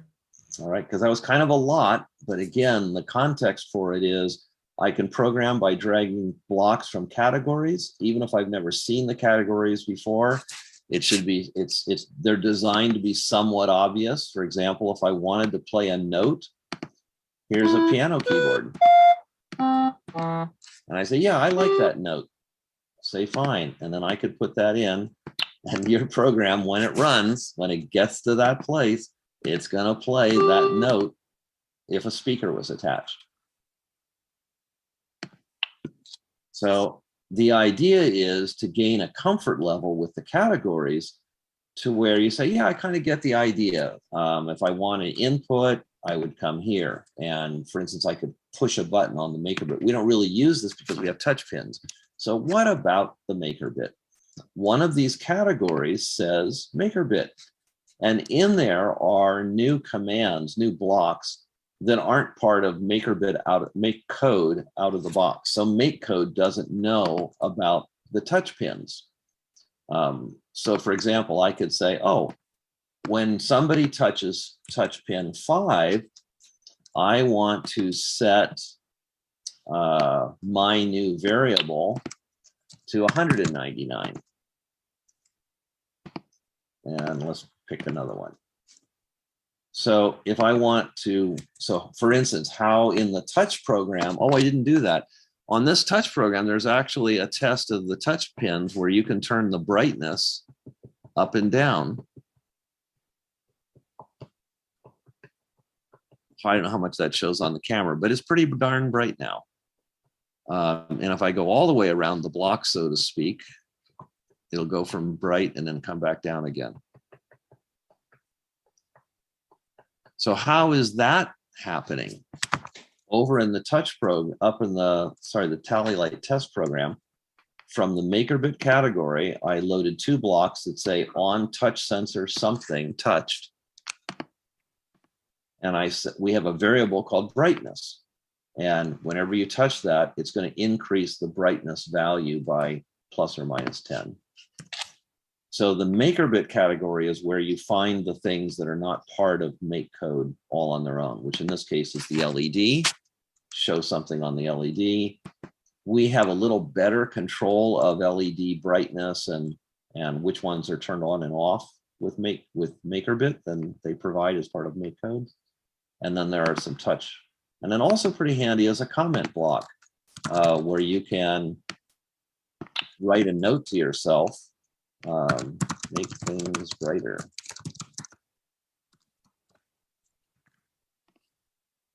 So questions about that? All right. So now let's go back to the rings. So every MakeCode program pretty much has two starting points, something called on start, and there's a block for that here on start. But even when you begin a new program, they provide these automatically. So on start are all the things you just want to do once, which is pretty much define your variables. And then there's a forever loop of things that you want to keep checking over and over again. So in this program, you might have recalled the 4 LEDs blink on and off. So those are called digital pins. So in the forever loop, meaning do it over and over again, it says turn the pin, set the pin high or low for each of those 4 LEDs. High is on and low is off. And that's really more the vocabulary of digital circuits. They really don't say on and off. It's more a signal level. So when there's a signal present on that wire, they say it's high. If it's connected to ground or the signal is low at that point. So we use those in place of on and off. And those pins, those blocks were in under pins. So if I wanted to, for example, set another pin high, I could put in the number like pin 9, or I could assign a variable to it. And feel free to unmute.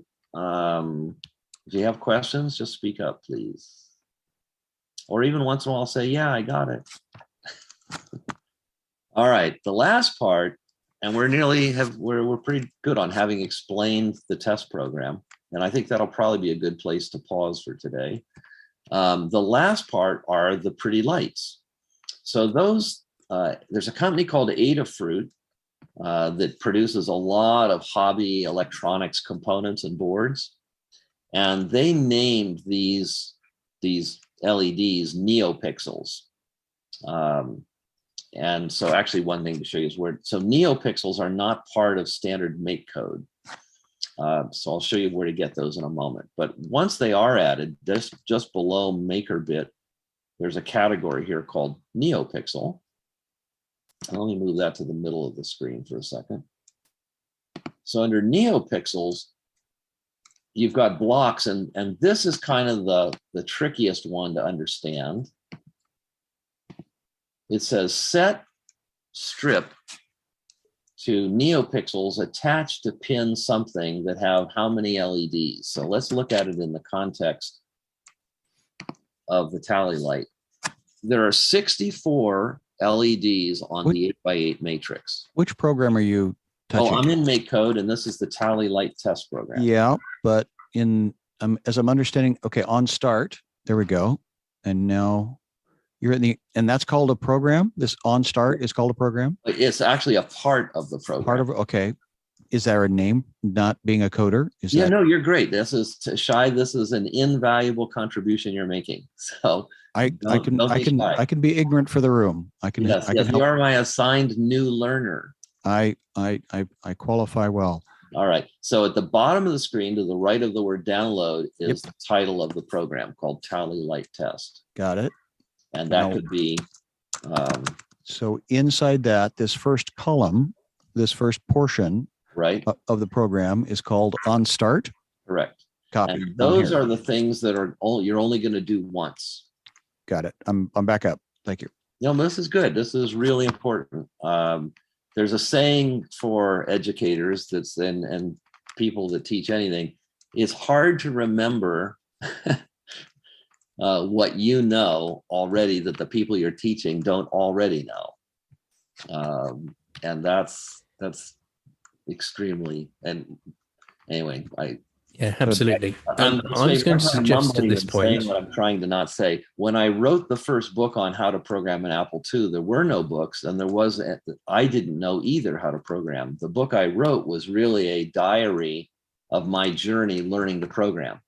And it turned out it was the best book ever written because it was from the viewpoint of somebody just arriving on scene, as opposed to somebody who'd been there for 20 years. So I actually think the best time to write an instructional book is when you don't know and you share with other people who are in exactly your position. So I have a great appreciation for that moment. So Dennis was about to give instructions. I was just going to suggest if anyone watching has any questions, submit them through Mukana and we can put them to Roger. Yes, please. Yes, please. And we're about done with this part because I think we've used up a lot of your endurance for today. But let me just finish the last 3 blocks here for the matrix. Sure. For the LEDs. So what happens in a program is these blocks look like this. So normally when a brand new program starts, it's only got 2 blocks. It says on start, and it will say, and it's telling me I've got 2 of these, but it's okay. You've got one that says on start. These are all the things you do once. And it's got a block called forever. And those are all the things you do over and over again. So in our test program, those were already filled in. On start had the letter M.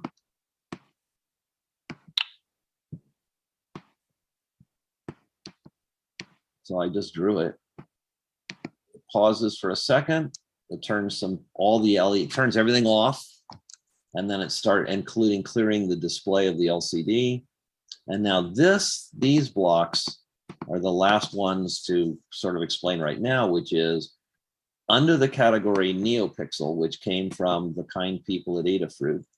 They provided a block to say, where do you have these things connected? I say, I have them connected to pin 6. How many pixels do you have attached? I could have written 88 here, but that wouldn't have much meaning. So I actually used a math block that lets me write 2 numbers together. So this could have just said 88, but I thought, you know what, just for readability, I have 64 pixels on the 8x8 matrix, and there are 24 pixels on the ring. So I'm going to actually write in that as a pair of those numbers so that in the future I'll know where, instead of just writing 88 and not remembering where it came from. Strip is actually a variable. You could make it any name you want. I could call this my LEDs. And so what this represents is all of your LEDs that are these pixels. And so maybe a better name might even be my pixels. So what I'm showing here is these names, these variables, like being back in school with algebra where you say x equals 5. You can make up any name you want. It doesn't have to be X. You can make up names that are readable to you later.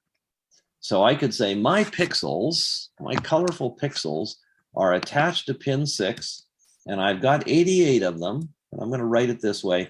And then depending on where you buy them on Amazon, they have the hardware itself can have a different format. Like this is RGB, and there's actually a white pixel as part of the hardware.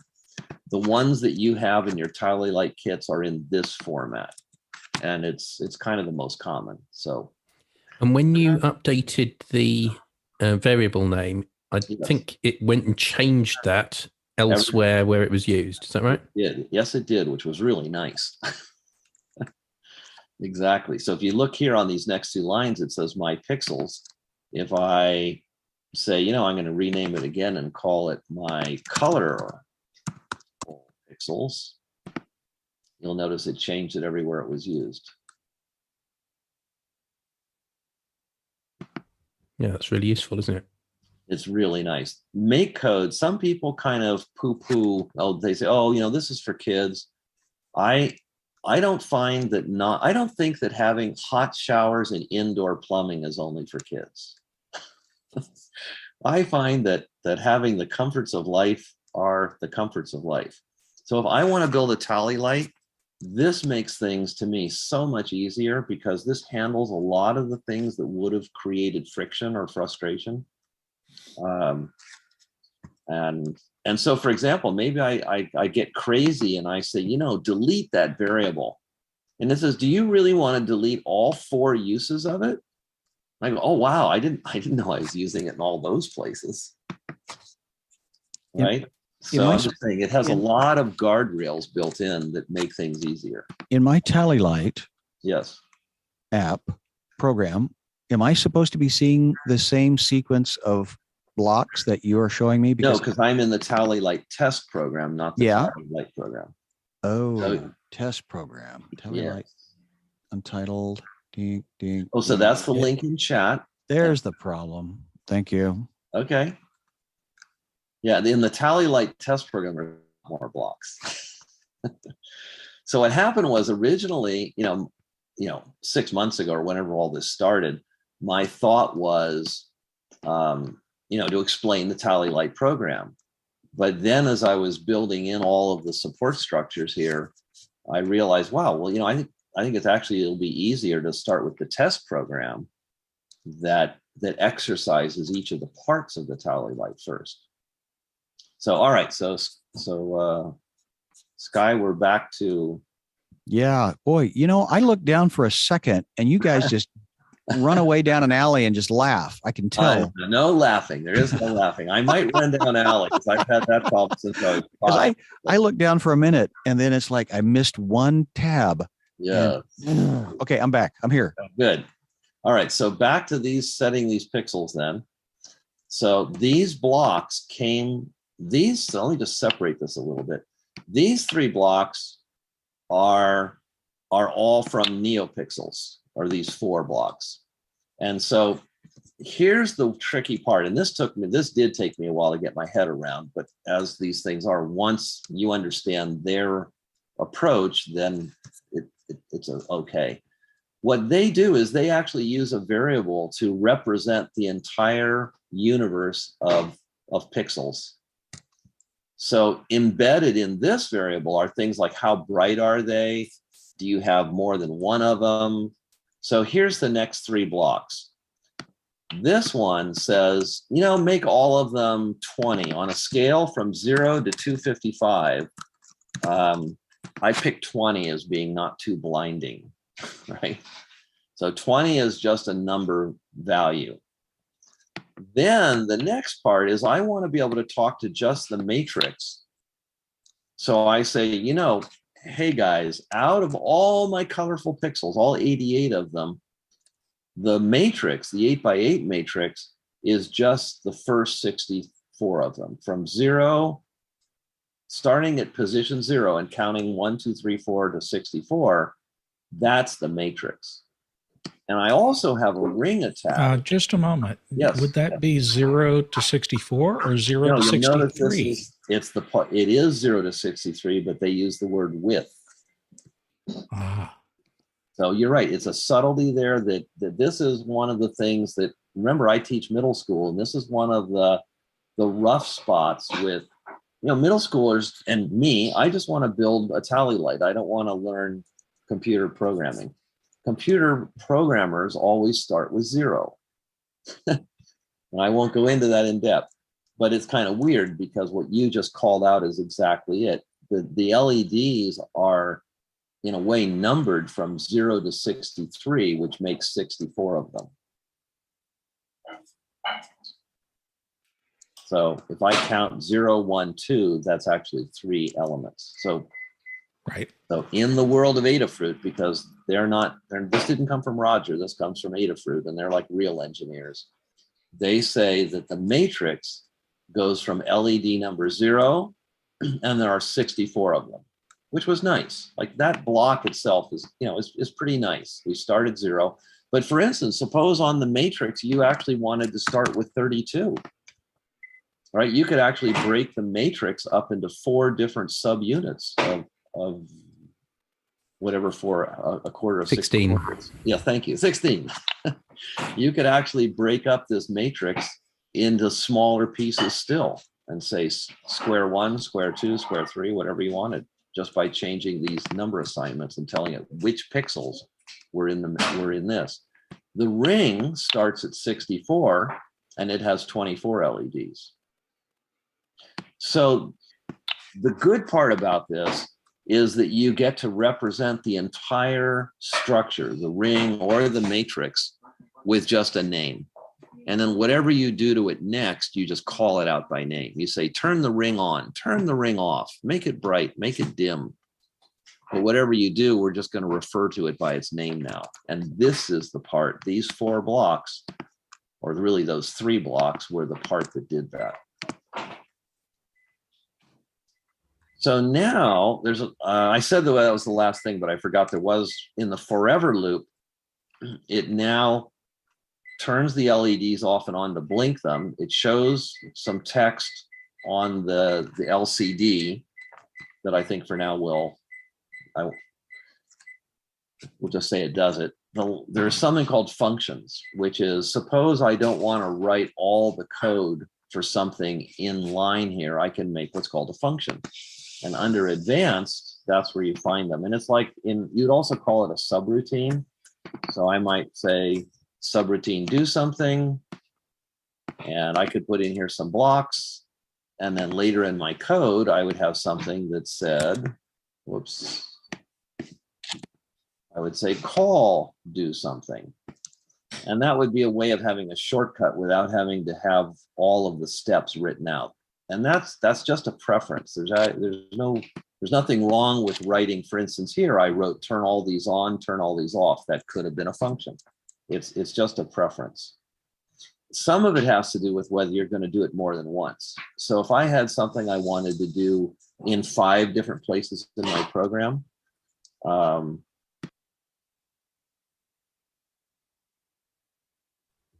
you just muted, Roger. Oh, I know. I had to just take care of something here. All right, I'm back. No worries. It's all right. No, but thanks. It's good to tell me that stuff. You've noticed I'm not a perfect pilot here. So if you're only going to do something once, then it doesn't matter too much to put it in line. But if you're going to call something multiple times, then it becomes easier to just say call the function, call the function, call the function, than to have, the same thing done a lot of times in your code. So what are the functions that I put in here? One of them just sets the brightness to a new number and shows a color for the matrix. For the ring, it sets the brightness, and I actually say draw a rainbow from, and I don't know why it's, for some, I don't know, it's from 1 degree to 360. I'm wondering now whether that should have been 0 to 3. Show a rainbow. I'm just talking to myself here. So there's a rainbow block under Neo. So where did that come from? In the Neopixels, when I looked down the list, I found a block that says show rainbow. And that is what automatically made the rainbow color in the model. Then I thought it would be fun once I could do that to have an animation effect. So it says rotate the pixels by a number and then show that. So this we're going to have to spend more time on over the course of the learning. Neopixels are sort of like learning to play tennis. Some of it is just practice time, is just fooling with this stuff to get a feel for it. The blocks generally mean what they say. This was the one that took me a while to figure out, was the commands are not immediate. You're really setting up something, and it's when you do a show block that it happens. And again, you guys are only 2 hours into learning the code, so don't feel like you have to absorb all of this. The main idea is there's something called functions. There are blocks that talk to the pixels. And the last one was not the pixels, but remember there's an LED in the middle of the ring, and it actually has 3 different color LEDs inside. And so I made a function that you can call those colors. You can control those colors. We don't use it, but you could. And it's part of the test program. So hold on, I'm going to mute for just a second. Hey, puedes hacer porque es ruidosa en la... And you're not muted. Oh, sorry. All right, thank you. I'm back. Where was it? Okay, right. So functions. So what I wanted to do, so where do those functions, do we call them? No, we don't. Okay, so on the touch sensors, all I'm doing is changing the brightness. And then in the forever loop, we call the matrix functions to show some lights. And then the very last thing is at the forever loop, I increment the rotation. So I say, hey, let's draw the rainbow rotated by 1, then 2, by 3. And then I also blink the LEDs on and off. So I know that's a fast run through, but remember you have all of this written out literally step by step. How to start a program, how to give it a name. The MakerBit is an extension, that's an add-on. So if you just open a brand new MakeCode program, you won't see Neopixels in there, you won't see MakerBit. And you do that by there's a little gear icon on the screen when you start a program, and you just type in the word MakerBit, and it will bring up things that you can add to a program. There's one for Neopixels as well. Good time for questions. So once we play with this tally light test, yes, then do we save it and then load it into the box? No, it's already written, but so yes to part 2, but you don't need to save it because you've already got a copy. It's already saved. So for example, if I click on the word MicroBit, all of the programs that I've ever written are here. Well, unless I delete them. So, and if we were to save it, would it overwrite your copy or create a new one for us? It creates one for you. Right. Oh, there it is. Yep, tally light test. So when you click on the link, it opens a fresh copy for you. And the original, you can always go back to understanding the test program and click on this link, and it opens a fresh copy. So that link that we put in chat, it begins with the word MakeCode. I could click on it now. If you click on it 3 times, you'll end up with 3 copies of the tally light test. All right, so this is just an editor. Anytime you click on a link that somebody else sent you, it opens a fresh copy. But now that's part of your. So you'll notice now I have 2 tally light test programs, and it even tells me one was 14 seconds ago, one was 32 seconds ago. Yep. And here's another test from 14 hours ago. And here's one from a day ago, tally light tests. So at some point, it's kind of handy to go to do a little housekeeping and clean up things you're no longer using. But good questions, Guy. Other questions? These are good. These are all very constructive. Yeah, we haven't had any questions come in through Mukana. All right. Well, I think it's been 2 hours, and I think it's better to have 17 people still happy than one last hanger-on.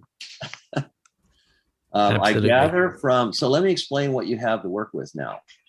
I did a complete, a very large set of instructions that go through everything from starting, like it builds the tally light program from scratch.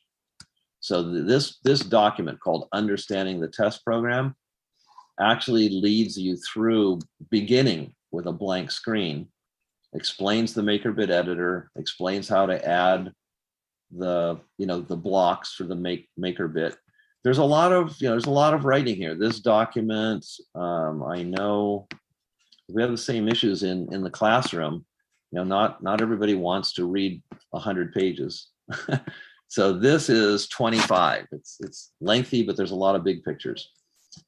So this program, Understanding the Test Program, uses the test program as an introduction to MakeCode.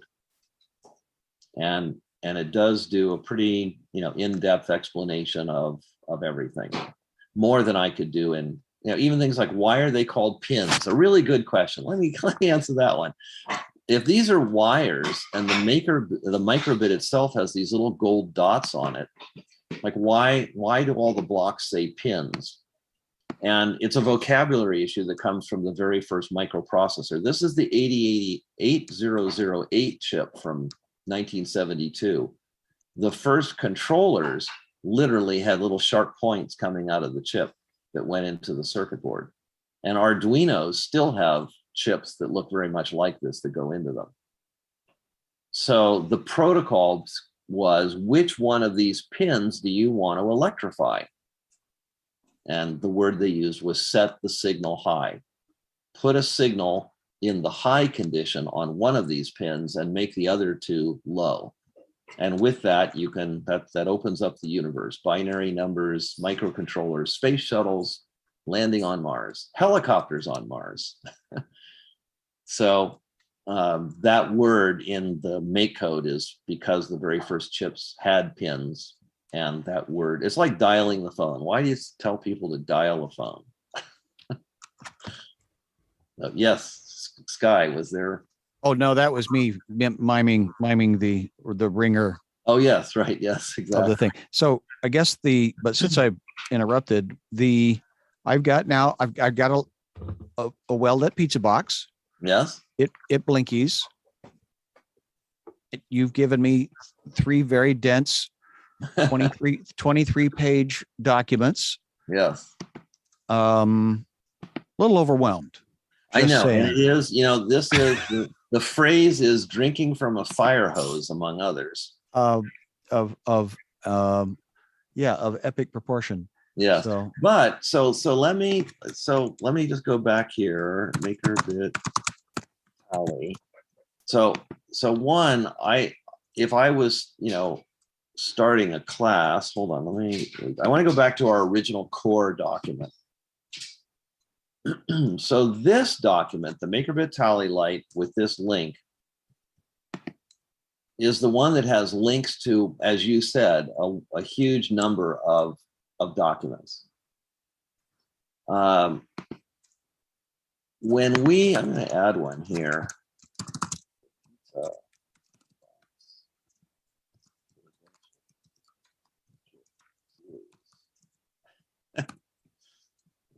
Two links here for you.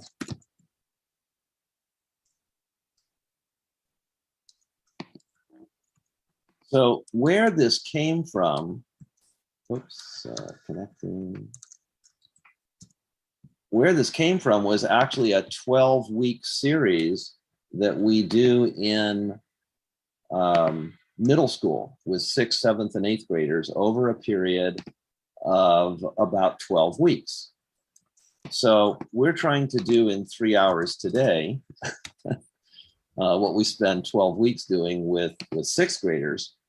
But what they do is they build a series of projects. Are you seeing a traffic signal on your screen there? Did that successfully screen share? Okay. So what we do is once a week, the students start, and that's pretty much the entire program in that little window. They make something that just turns on a red, green, and yellow LED. And they model a traffic signal in a pizza box. Actually, they spend 2 weeks on that because we do coding. So here's the pizza box, and the projects then step through, okay, how do we do an LCD? So they spend a week building, just adding an LCD and then making a kitchen timer. And each of these projects, they build a piano, they do various games. We do a fortune, like you could do a fortune teller. You could actually open up this teacher's guide and the instructions with what you have and put a new piece of paper over your pizza box or use a different box and make something that randomly chooses a number between 1 and 8 and then gives you a fortune, right? You remember these that say maybe, looking good, try. Oh, Dennis, you're muted. Yeah, sorry, I'm talking to the back-end crew. Oh, okay, sorry. All right, very good. I know about the back-end crew. So just a minute. We're almost done, but he keeps doing one more thing. So over the course of 12 weeks, by the time they're done, they invent their own board game that, you choose random numbers, you move a piece around, there's sound effects. And so I just put those 2 links in here to say, really my goal today was to open a bridge. Right, you've got something where you can see you don't need a metal box. You don't need to drill holes in metal. You don't even need a soldering iron. What you have is capable of being reconfigured lots of ways. This grew out of the idea of originally a small group of people, somewhere else that said, hey, we're in video production. Could you do a tally light? I said, yes, I could do a tally light. And so we have one. And as these things usually go, now explain what you did grows into, a larger story. But the kit you have was never really intended to make a real studio tally light. It's intended to open the door to a tool set that you can build lots of things with that is doable. MakeCode is not text programming. The friction, the reduction in friction on every one of these things is much less compared to anything that exists anywhere on the planet. So I just say, if you find this intrinsically interesting, you have the documentation, so how do you eat an elephant? One bite at a time, right? We're going to have to end in a moment because Todd Reynolds is due to perform. Yes. And we're going to be feeding that into After Hours. Yes. Thank you very much. I know there's a lot more for us to talk about. In particular, I want to know how the communication works between all of the different pizza boxes. So we'll definitely have to have another session. And I know Alex will organize scheduling that. All right. Sounds good. Thank you all, everybody, for your endurance and patience and working through our little snags. Sky, thank you for your contributions. Tom, Alan, Dennis, everybody. I will sign off here and we will see you again. Thank you very much. All right. Thank you We'll all. see everyone in After Hours. All right. Thank you, Sky. Bye-bye. Tom, Alan.